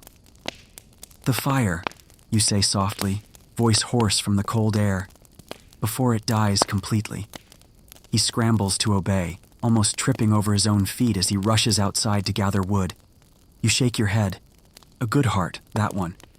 Clumsy but loyal, the kind that still believes knighthood is about bravery and justice, not boredom and bruises. You shift again, groaning as your back pops. Your straw bed was arranged carefully last night, but the weight of armor and restless sleep have crushed it flat. You sit up, pulling the cloak tighter around your shoulders. Outside, the sky is a dull gray, dawn still fighting its way through the mist. The air feels like it's been waiting all night just to freeze your bones. The squire returns, clutching a few damp sticks. He kneels quickly, strikes flint against steel, and soon a few sparks catch, licking at the edges of the wood. The tiny flames flicker weakly, casting long shadows across your tent. You both stare at it as if it's the most important thing in the world, because in this cold it might as well be. He looks up shyly. "Did you sleep, my lord?" You chuckle softly. "About as well as a man can wearing half a forge." He grins, showing crooked teeth. "I can take it off you, sir, if you wish. The others..." You shake your head. "Leave it. We might need to move quickly." He doesn't argue, but you can see the disapproval in his eyes. He's young enough to believe that comfort is a matter of choice. You envy him for that. You envy his clean skin, his unscarred hands, his simple hope that one day he'll wear armor like yours, not realizing that every dent in the steel comes with a story you'd rather forget. You reach for the small cup beside your bedroll, the remains of last night's ale. It's gone cold and flat, but it wets your throat enough to chase away the dryness. The squire hands you a piece of coarse bread, and you take a bite, chewing slowly. It tastes of dust and salt, but it's something. Outside, the camp begins to stir. Horses snort and stamp their hooves. Men cough, curse, stretch, and start the morning rituals of survival. You can hear a cook shouting orders, the clang of a pot lid, the faint laughter of soldiers too tired to remember why they're laughing. Life, fragile and messy, continues in spite of everything. You glance around your tent, your little kingdom of straw and steel. There's your helmet, dented and dull, propped against a wooden post. Your shield rests nearby, still smeared with dried mud. And near the entrance, your squire's handiwork, a bed of straw arranged like it's a royal mattress. You can tell he tried to make it perfect, soft in the middle, raised at the edges, with a thin wool blanket tucked over the top. You appreciate the effort, even if it's more symbolic than useful. You remember the first time you slept in straw. You were his age, trembling with excitement at your first campaign. The hay had felt rough, the air sharp with the scent of animals. But you didn't care. You were part of something bigger. A shining world of banners, vows, and songs. Now, decades later, the straw still smells the same, but the songs have long faded. A random historical fact drifts through your mind, one you heard from a monk who once traveled with your company. He said that even nobles slept on straw mattresses filled with herbs like lavender or rosemary, meant to mask the smell and ward off insects. You wonder what that monk would think if he saw your bedding now. Half-rotten hay, crawling with unseen things that probably don't care about lavender. You look back at your squire. He's blowing gently on the fire, face glowing orange in the light. There's something innocent about that sight. Like the world hasn't yet taught him that no amount of fire can melt the cold inside a knight's heart. You soften your tone. "You did well, boy. This is enough." He looks up, eyes wide with gratitude, and nods. "Thank you, my lord." You wave him off, pretending to be indifferent. Go see if the horses are fed." When he leaves, the silence returns. You sit there for a while, staring at the flickering fire. The warmth barely reaches you, but it's comforting to watch. You run your gloved hand through the straw one last time. Rough, imperfect, but familiar. You lie back down, just for a moment, closing your eyes again. The straw creaks beneath you. The fire pops. The world outside hums softly. The rhythm of soldiers waking, a dozen different lives beginning the same tired day. You smile faintly. For all its discomfort, there's something grounding about this life. You may not sleep well, or eat well, or even live well, but in the quiet between battles, in the soft crackle of straw beneath your armor, you find a strange peace. Scholars still argue whether knights truly slept in their armor, whether that image is more legend than fact. But lying here now, you think the truth doesn't really matter. Maybe it's not about steel or straw at all. Maybe it's about the idea that even in war, a man will always search for something soft to rest his head upon. You close your eyes again, just for a heartbeat, and listen to the gentle rustle of the camp, like the world itself breathing beside you. And for the first time that morning, the straw feels almost like a bed. You wake to the sound of nothing. No rooster crows, no footsteps outside, just the low groan of timber as your hut adjusts to another night's weight of frost. The world has turned into silence, thick, still, almost sacred. For a few seconds, you forget where you are. Then you feel the biting air slip beneath your blanket of wool and hay. The fire has died again. You sit up slowly, breath fogging in front of you. Your stomach twists, not from cold, but hunger. Yesterday's meal was thin gruel made from oats and a pinch of salt. The bread ran out 2 days ago, and your wife had to trade one of her embroidered scarves at the market for a handful of barley.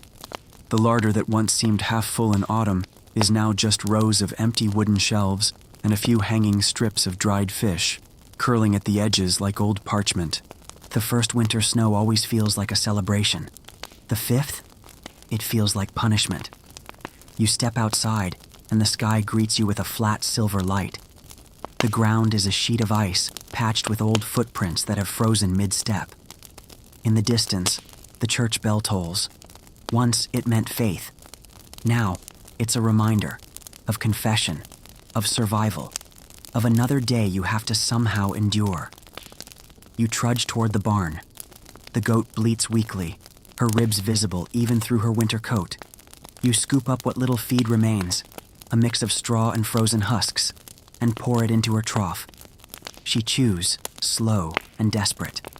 You understand that look. By the time you return to the house, your fingers are numb, and your lips sting from the cold. Your wife sits by the hearth trying to coax a spark from damp wood.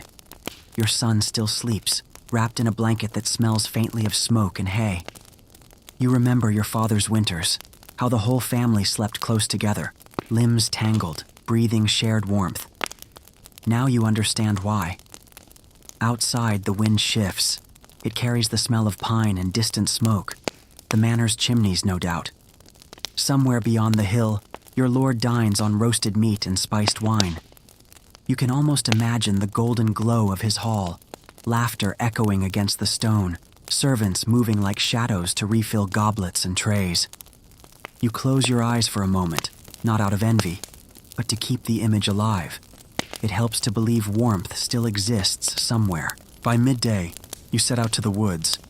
There's a rumor among the villagers that dead branches near the old monastery burn longer.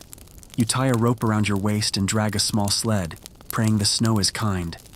Every step sinks to your knees. The forest looms, silent, skeletal.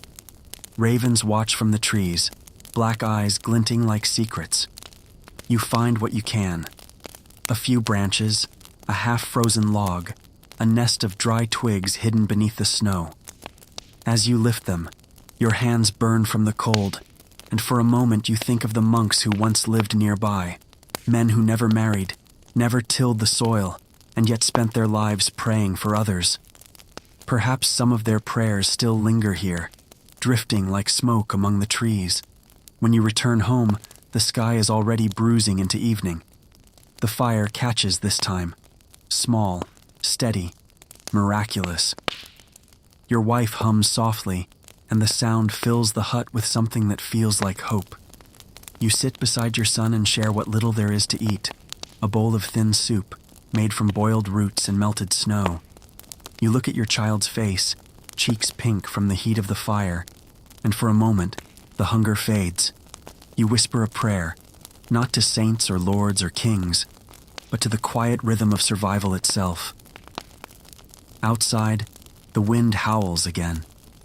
But tonight, it feels different, like a lullaby, like a promise that spring will remember you. The bell from the manor tolls again, long, deep, and slow. You pause, your axe frozen mid-swing. That sound always feels like it's calling from another world, a world built on fire and stone, not on mud and cold. You know what it means today. The feast. A day of celebration in the Lord's hall. They'll roast a whole boar, you've heard, with apples stuffed in its mouth and cloves pressed into its skin. Wine will flow like melted ruby, and every cup will spill a little more laughter onto the stone floors. For the peasants, it's a day like any other, except for one cruel difference: the smell. When the wind changes, it carries that scent across the valley, rich, meaty, almost divine. It seeps into your clothes, your skin, even your thoughts. You try not to think about it, but hunger has a way of finding its way into everything. You lean on your axe and stare at the horizon. From here, you can see the faint shimmer of torches flickering around the manor walls. The Lord's banner ripples above the gate, a crimson lion on gold cloth, proud and untouchable. You've never been inside that place, but you've imagined it 1,000 times. You imagine the warmth, the firelight dancing on carved beams, the shimmer of metal goblets, and the smell of fresh bread. You close your eyes, and for a moment, you let yourself dream. You imagine walking into that hall, your boots leaving muddy prints on their polished floor. You imagine sitting at the end of the long table, unnoticed, invisible.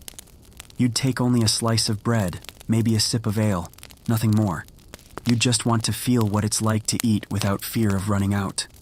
To laugh without the sound catching in your throat. You glance down at your hands, cracked, raw, red with cold. The axe feels heavier now. The tree you're chopping doesn't care about feasts or hunger. It just stands there, silent and old, waiting to fall. By noon, you're back in your hut, where your wife has saved you a piece of flatbread. She's thin now, her cheekbones sharper than last winter.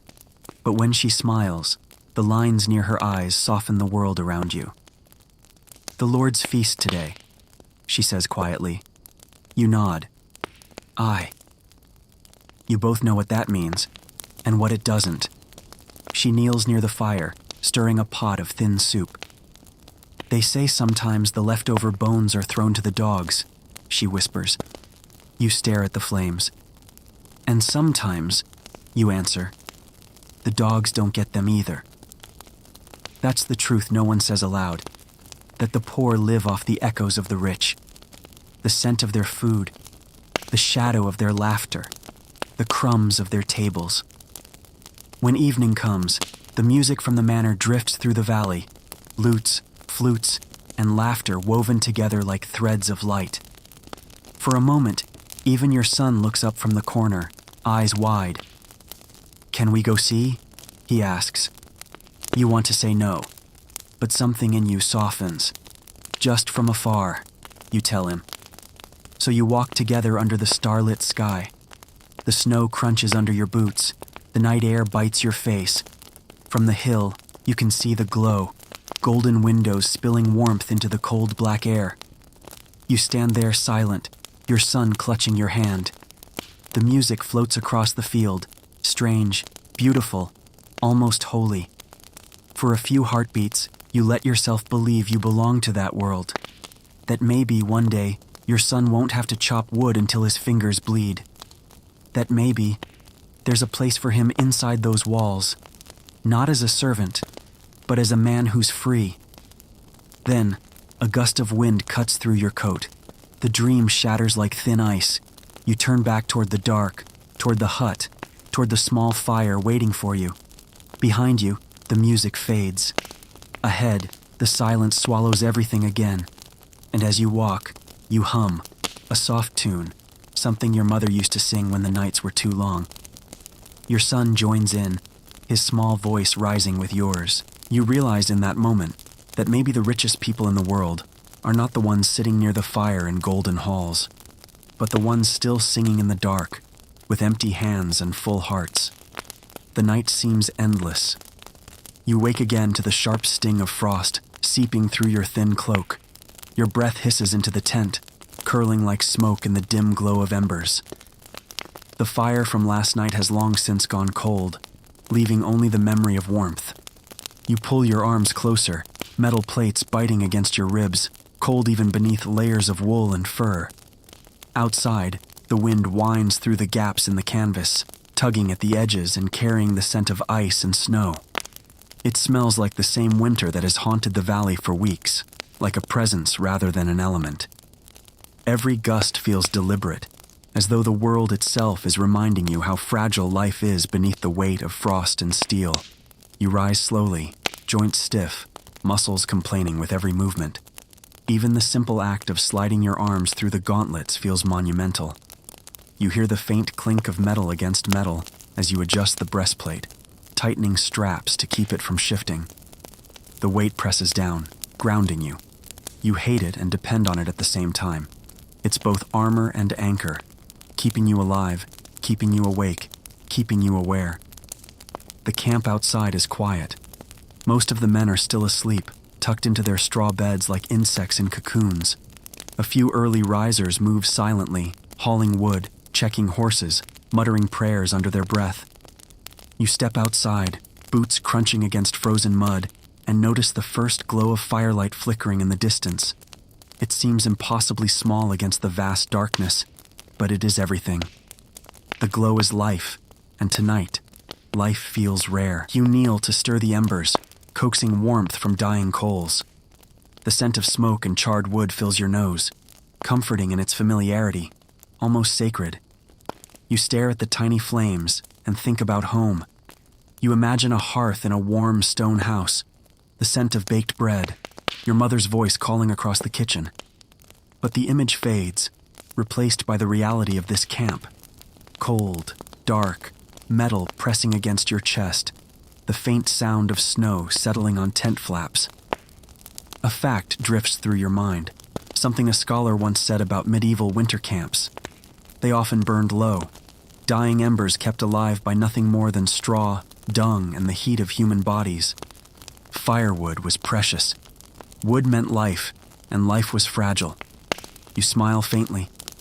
Scholars love debates, don't they?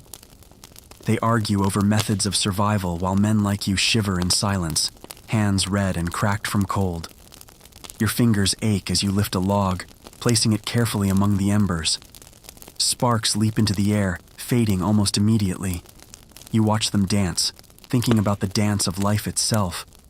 Fragile, fleeting, beautiful. You shift slightly, your armor groaning in protest. It is heavy now, unyielding, but it is familiar. You are used to the weight. Perhaps that is all comfort truly is. Familiarity. From the corner of your eye, you see movement. A horse snorts softly, stamping the ground. Your own steed, loyal and patient, waits near the edge of the firelight, coat shining black even in the weak illumination. You pat its neck gently. The animal leans into the touch, warm against your frozen hands. The rhythm of its breathing is steady, grounding. A small comfort in the cold. A reminder that not all life is fleeting. You stand and take a slow breath. Frost bites at your face, but the fire's warmth fights back in small patches. The wind carries a whisper of snowflakes, delicate and transient. You wonder, as you often do during nights like these, how many others are out there, awake, cold, alive, surviving. How many are watching embers flicker, waiting for dawn, dreaming of warmth that may never come. Your squire emerges, rubbing sleep from his eyes, shaking the frost from his cloak. He kneels beside the fire, helping you arrange wood. You don't speak. Words are unnecessary. The shared task is enough, a quiet ritual against the relentless cold. Every log placed, every spark coaxed to life is a small victory. You can hear his breathing, the soft crunch of frozen mud beneath boots, the whisper of armor as you adjust plates again. The fire grows slightly, its glow spilling over your tent and into the snow. You sit on a low wooden stool, back to the warmth, watching shadows stretch and twist across the canvas. The world is quiet, except for the fire's crackle, the wind's whistle, the horse's steady breathing.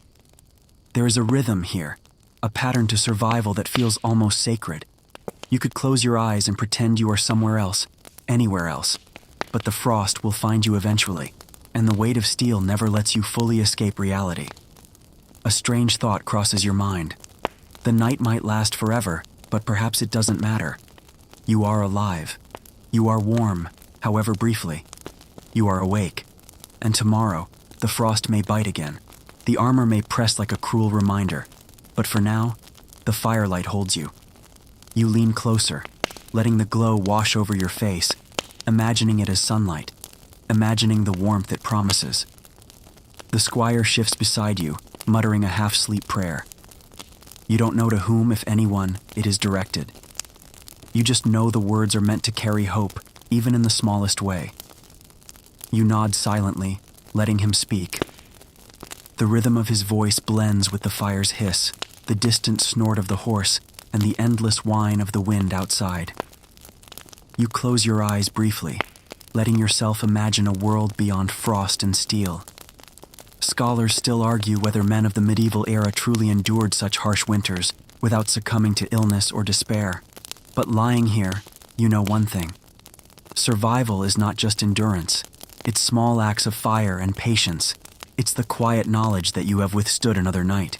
You sit a while longer, the firelight flickering across your chest, the armor heavy, grounding you, and the frost nibbling at your fingers.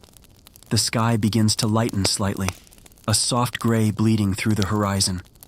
Dawn is approaching. The world outside the tent waits, indifferent, but you are ready. In this fragile pause, you realize that life itself is a balance. Frost and firelight, steel and straw, exhaustion and hope. One cannot exist without the other. And for a fleeting moment, the night does not feel so cold, the armor not so heavy, and the world outside not so hostile. The village is quiet again, but not as quiet as last night. The snow has settled into a soft crust, and each step you take crunches loudly in the still air. You can feel the cold seeping through your boots, your gloves, even beneath the heavy layers of wool and steel.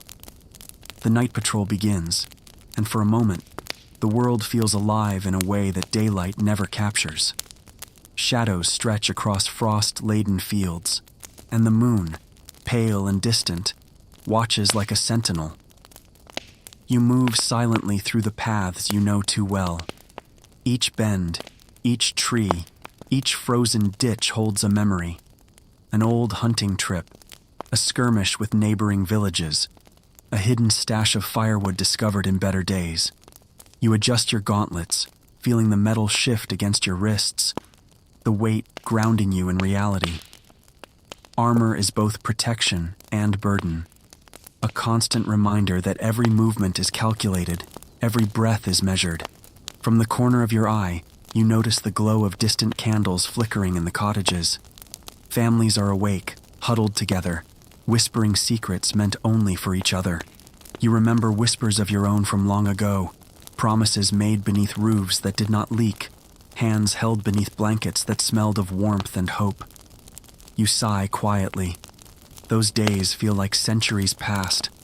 A soft rustle catches your attention.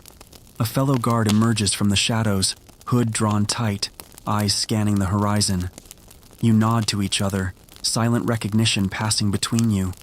There is a camaraderie here, forged not in laughter, but in shared vigilance, in knowing that the night holds threats as well as solace. The patrol winds along the frozen riverbank, where the ice groans under the weight of the snow. You pause, listening.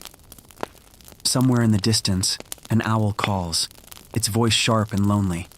a reminder of the wilderness that surrounds you. You think about the old legends, stories of spirits inhabiting the woods, watching over travelers, punishing the foolish. Scholars still argue whether these tales were mere superstition or cautionary tools for survival. But tonight, you don't question them. Belief, even half-hearted, is a comfort against the biting cold. You round a bend and spot movement near the edge of the forest. A figure huddled against the trees, shivering, barely visible in the moonlight. Hunger, fear, desperation, all etched into the posture. You approach slowly, every step measured, the steel of your armor creaking softly. "Who goes there?" you whisper, voice steady. The figure startles, eyes wide, revealing the gaunt, hollow face of a villager who had wandered too far. You gesture for him to follow you back to the path, offering a hand that is as warm as you can manage. He grasps it quickly, relief flooding his expression. This is the reality of nights like these. You are both protector and witness, bearing the responsibility of survival, not only for yourself, but for those weaker, colder, hungrier. The patrol is more than a duty. It is a lifeline. By the time you return to the village, the first hints of dawn are brushing the sky with pale gray. Windows begin to glow as families awaken. Stoves ignite, and the smell of thin porridge drifts through the air. You watch from the shadows, observing the quiet routines of survival. Children shuffle to the fire. Women stir pots. Men check tools and livestock. Each act small, mundane, yet monumental in its perseverance. You allow yourself a brief moment of reflection. The night has been long, heavy with frost and fear, but it has passed. You have walked, watched, protected. You have witnessed both the fragility and resilience of life. These are the moments that go unnoticed in tales of battles and kings, yet they are the very essence of what it means to endure. A scholar once said that medieval patrols were less about defense and more about ritual, a performance of vigilance meant to instill order and confidence. You think about that as you remove your gauntlets and lean against the wooden gate, letting the frost bite briefly at your hands before they warm again. Ritual or necessity, it does not matter. What matters is that the village is still here, still breathing, still clinging to life. You head back to your quarters, each step crunching through the snow, mind alive with whispered secrets and half-formed dreams. The frost is merciless, but there is fire still, in the hearth, in the eyes of those you protect, in the pulse of your own heart beneath the steel plates. You pause one last time, looking out over the sleeping village. The patrol is over, yet the night has left its mark. Memories, warnings, small victories that will never be sung in songs or recorded in tomes. You step inside, letting the warmth of the fire slowly reclaim your frozen limbs. The night is over, but the lessons linger, etched into your body, your mind, your very breath. Morning light creeps slowly over the village rooftops, painting the snow in pale silver and muted gold. You rise with a groan, muscles aching from another restless night in armor and frost. Your breath forms little clouds that linger in the cold air as you step outside, boots crunching against icy paths. The village is stirring, slow and deliberate, each person wrapped in heavy wool, scarves pulled tight over faces red from the biting wind. The market opens today, though opens is generous. A few wagons creak under the weight of potatoes, turnips, and barley. Smoke curls from small ovens as vendors try to coax warmth into their dough. The scent is familiar and bitterly comforting. Bread, coal, smoke, and the faint tang of frozen meat. Your stomach growls, though you know it's a small thing compared to the struggles hidden beneath the fur and leather of the villagers around you. You navigate the narrow paths between stalls, nodding silently to familiar faces. There's old Marta, her fingers stiff as she counts out coins for a scrap of cheese, her breath misting in the air. You remember when her hands were warm and nimble, before frost and arthritis claimed them. You glance at her cart, stacked with roots and onions. "Marta," you murmur, "stay close to the fire today." She nods faintly, eyes wary, knowing that the cold can kill faster than hunger if one is careless. The market is more than a place for goods. It's a theater of survival. Every barter, every whispered exchange, is a story of desperation dressed in civility. You pause near a wagon where a young boy trades a handful of dried berries for a cracked wooden bowl. The mother beside him looks relieved, though you can see the worry etched into her face. Hunger drives these exchanges, but so does pride. No one wants to admit how little they have. You pass the blacksmith's forge, where the heat of the fire burns through the cold air in a small circle. Sparks leap, lighting up the ash-streaked walls. Hammers strike metal rhythmically, a song of labor and endurance. You pause, watching the smith's gloved hands shape iron into tools, weapons, and nails, lifelines for a village caught between frost and hunger.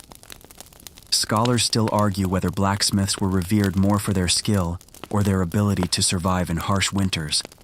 But standing here, you see both. Artistry and sheer will entwined. A fact crosses your mind. Medieval peasants often had to pay taxes not just in coin, but in labor or crops. You feel a familiar pang. The harvest was meager, yet the Lord's demands never wavered.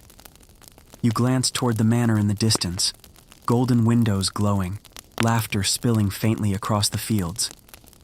It seems surreal that warmth and abundance exist in one place, while just a mile away, families barter scraps of food. A sudden gust of wind rattles the wagons, sending a shower of snow and straw across the path. You pull your cloak tighter, feeling the chill bite through your layers. The villagers respond instinctively, gathering their goods, securing tarps, muttering small prayers under their breath. You move to help Marta with her cart, steadying it with your gloved hands. She murmurs a soft, "Thank you," and you nod, words unnecessary in the shared struggle. You continue down the market, noting the subtle signs of scarcity. Empty baskets, pale faces, hands red from the cold. A young couple haggles over a half-frozen fish, their voices low, tense. You catch snippets of their conversation, understanding immediately the weight behind each word. Survival is negotiation. Hunger is diplomacy. Every small victory is a quiet rebellion against the cold and the scarcity that threatens to consume the village. You pause near a small stall where dried herbs hang in bundles. Lavender, sage, rosemary, scents faint but comforting. You remember your mother using these in the winter, filling hay mattresses with them to mask odors and ward off pests. You smile faintly at the memory, letting the scent remind you of warmer days, even as frost gnaws at your cheeks. The market continues to stir, life grinding forward in small, deliberate movements. Children with frozen noses tug at their mother's skirts. Elders huddle by the fires, nodding silently as if agreeing to some unspoken pact. Endure, survive, hope. You watch, absorbing each movement, each gesture, each quiet act of perseverance. The frost may dominate the landscape, but it does not dominate the human spirit here. By midday, the market thins slightly. Goods are sold, traded, or claimed by those with quick eyes and faster hands. You make your own small acquisition. A loaf of bread, not the finest, but enough. You bite into it, tasting dust and warmth, survival and hope all rolled into one dense slice. The squire watches, eyes wide, silently learning these lessons that no school or scholar can teach. The market is a battlefield in its own right, and here, cunning, patience, and endurance are armor as essential as steel plates. Scholars may debate the details of medieval commerce, the exact value of coin, or the efficiency of village economies. But for you, the lesson is immediate and visceral. Trade is survival. Hunger is education. Frost is teacher and adversary alike. You walk back through the quieting market, the snow crunching underfoot, the distant manor lights dimming under the winter sky. In the stillness, you feel both exhaustion and satisfaction. Small victories that matter more than glory, more than gold, more than fame. You glance at your son, tugging lightly at his sleeve. "Home," you murmur. He nods, carrying the bread with careful hands. Together, you make your way back through the snow, footprints marking your path, a reminder that even in hardship, life continues, stubborn, determined, unyielding. Twilight drifts over the village like a heavy blanket, softening edges and muting colors. You step lightly toward the chapel at the edge of the village, its stone walls cold and silent, yet somehow welcoming. The faint scent of wax, incense, and damp stone greets you. Candlelight flickers through narrow windows, casting long shadows that sway with the rhythm of the tiny flames. Each candle seems to tell a story, a whisper of devotion, a trace of hope, or a prayer for survival in a world that has little mercy. You enter quietly, boots crunching softly against the worn flagstones. The chapel is empty, save for the old priest kneeling near the altar. His robe is faded, hands wrinkled and trembling slightly as he adjusts the tapering candles. You don't speak, you don't need to. The quiet presence of faith, even half forgotten or frayed by frost and hunger, is enough. The squire trails behind you, eyes wide, absorbing the weight of reverence that fills the space. He's still young, still new to the subtle lessons that cannot be taught in battle drills or by firelight alone. He notices the carved angels on the wooden pews, the faint scratches in stone from decades of knees pressed in prayer, the small alcoves where villagers leave coins or scraps of food for the poor. You move toward a pew near the back. Kneeling, you let the cold stone ground you, the weight of armor pressing heavily against your chest. The squire kneels beside you, hesitating before mirroring your movements. Together, you sit in a quiet rhythm, the chapel alive in silence. The priest mutters softly in Latin, a murmur that flows over you like a river you've crossed countless times. You think of your past sins, your failures, the mistakes that haunt your dreams. Confession is not formal tonight. It's the act itself, the acknowledgement of fragility, the surrender to forces larger than yourself. You whisper prayers half-formed, words to no one and everyone, hoping that some of them take root in the frostbitten air. A historical thought drifts through your mind. In medieval villages, the chapel often served not only spiritual needs, but practical ones. People would gather for warmth, for news, for counsel. Scholars argue whether this dual role strengthened communities or merely highlighted dependence on clergy. You watch your squire fidget slightly, adjusting his gloves, and realize that it doesn't matter. Community, faith, hope. They blend in these moments, frost and firelight forgotten for a heartbeat. A small child enters, cheeks pink and frozen, carrying a tattered doll. She hesitates at the threshold, then steps inside, drawn to the warmth of candlelight. Her mother follows quietly. They kneel near the altar, hands clasped tightly, murmuring prayers so soft they are almost swallowed by the air. You notice a tiny smile tug at your lips. Small gestures like this are lifelines. The priest begins to chant softly, his voice low and melodic, filling the chapel with vibration that resonates against stone walls. It is both comforting and humbling. You remember nights spent under the stars, dreaming of battles, of honor, of glory, and you realize the simplest truths endure: shelter, warmth, and the quiet ritual of acknowledgement. Outside, the wind rattles shutters and shakes tree branches, a reminder that the world beyond the chapel is merciless. Inside, the candlelight dances on faces young and old, illuminating the perseverance etched in every line, every crease. Shadows play across armor and wooden beams alike, showing that even the heaviest burdens can be softened by the smallest comforts. The squire leans slightly against you, whispering a question about a prayer he doesn't fully understand. You answer softly, not with doctrine, but with experience. Faith is as much about the act as the words, boy, about showing up in cold and dark, in hope and fear. A strange, almost whimsical thought crosses your mind. Perhaps the candlelight here is like armor for the soul. Just as steel protects the body, these flames protect the fragile hearts beating in silence, giving them courage to face the frost, hunger, and weight of daily life. You rise eventually, the ritual of kneeling done, and the chapel seems transformed. The cold hasn't vanished, but its bite is softened by the warmth of shared presence. The squire follows closely as you step back into the snow, where the wind greets you like an old adversary.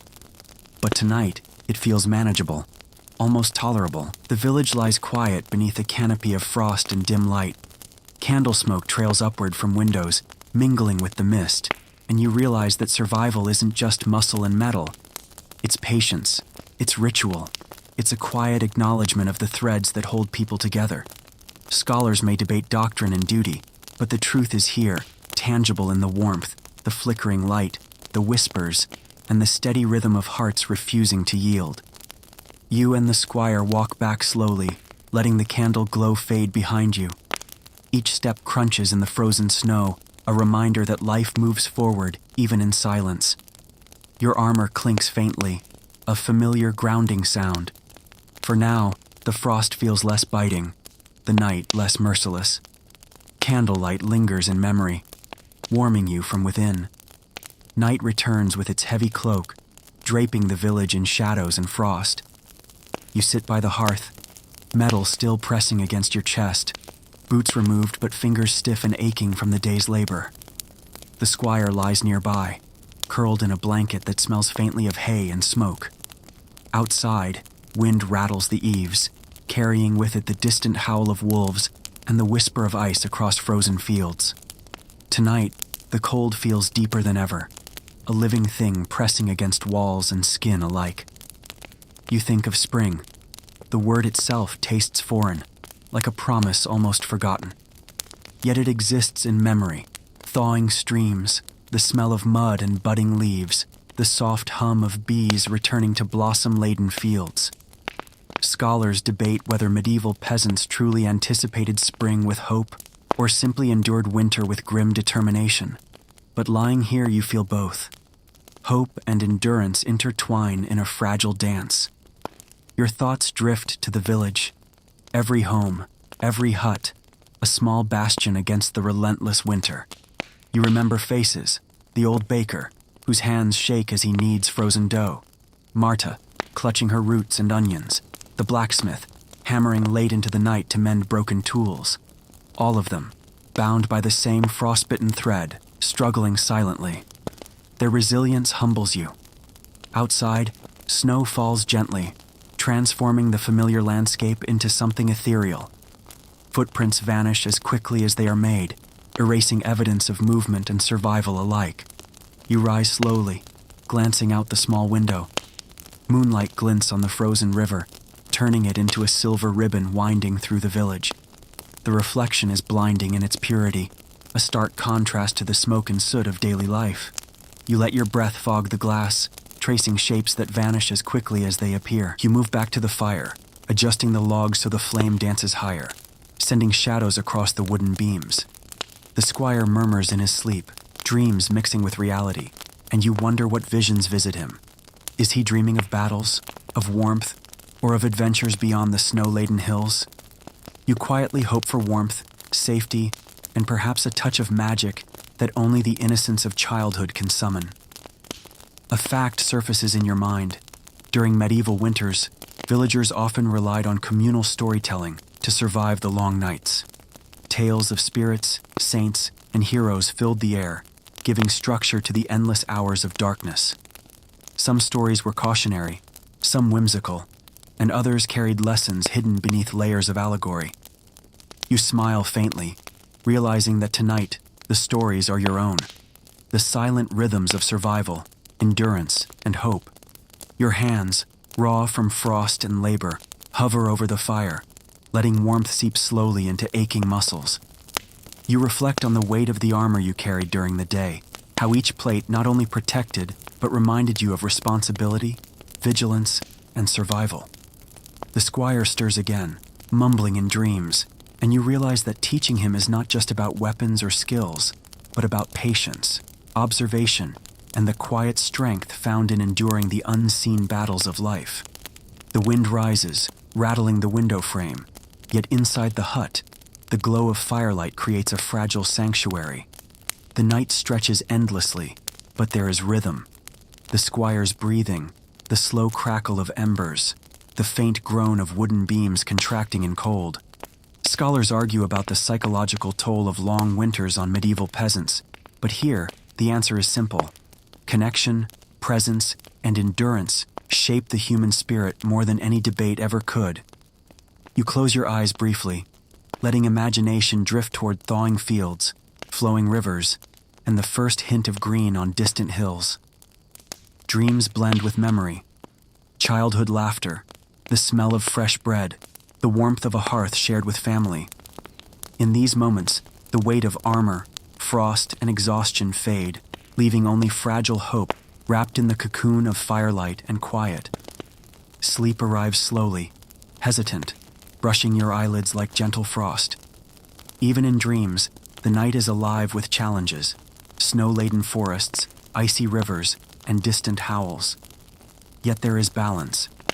Firelight lingers in memory, the squire's warmth is near, and somewhere beyond the frost spring waits, patient and unyielding. You surrender to the fragile rhythm of night, body grounded by steel, mind afloat in dreams.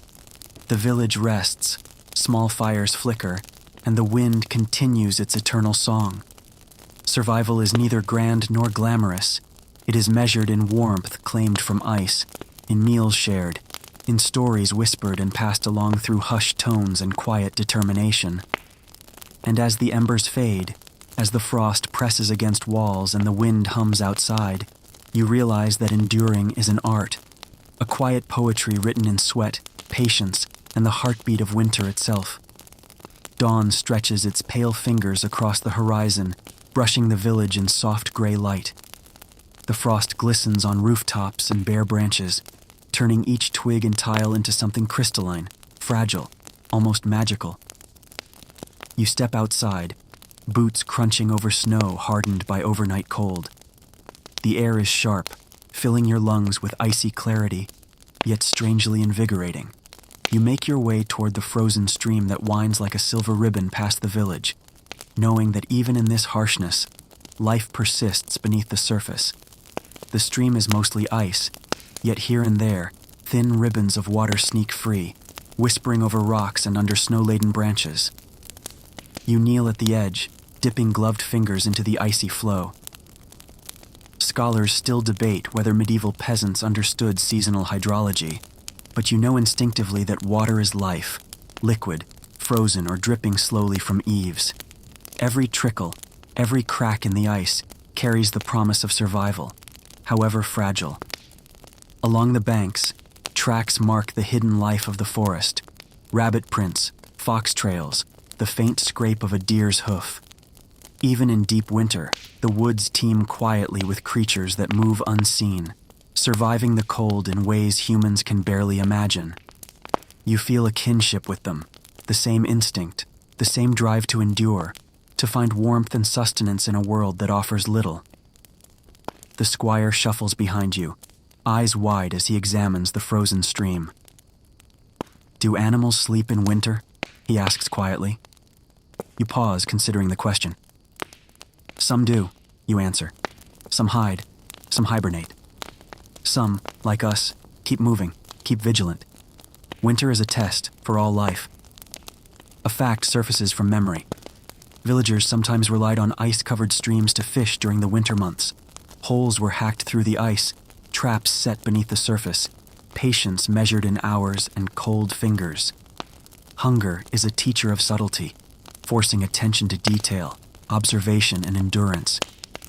You glance at your gloves, stiff and numb, imagining fish beneath the ice, their lives entwined with yours in the delicate balance of survival. You kneel and run a hand over a smooth patch of ice, feeling the chill creep up your arm. It reminds you of the night spent in armor, pressing against your chest, muscles aching. Life is repetition, endurance, and quiet ritual. Even the squire seems to sense it, crouching beside you to examine the ice, not touching but learning. Scholars argue whether peasants truly understood these subtle lessons or merely acted out of necessity, but observation alone conveys wisdom. A wind gusts through the trees, shaking loose a dusting of snow that falls silently onto the frozen stream. You watch as it lands, melts slightly, and joins the water's faint movement beneath the ice. It's a simple miracle, Movement beneath stillness, warmth beneath cold, life beneath frost. You kneel longer, tracing patterns on the ice, imagining the water moving unseen, hiding secrets of survival that only patience reveals. Further along the bank, a hollow under an old oak harbors a small cluster of rabbits, their fur thick and matted from the snow. You smile faintly, watching them scurry beneath protective branches. Even the smallest creatures have strategies, lessons in perseverance embedded in instinct. Hunger drives them, cold motivates them, and instinct guides them. Lessons mirrored in human endurance.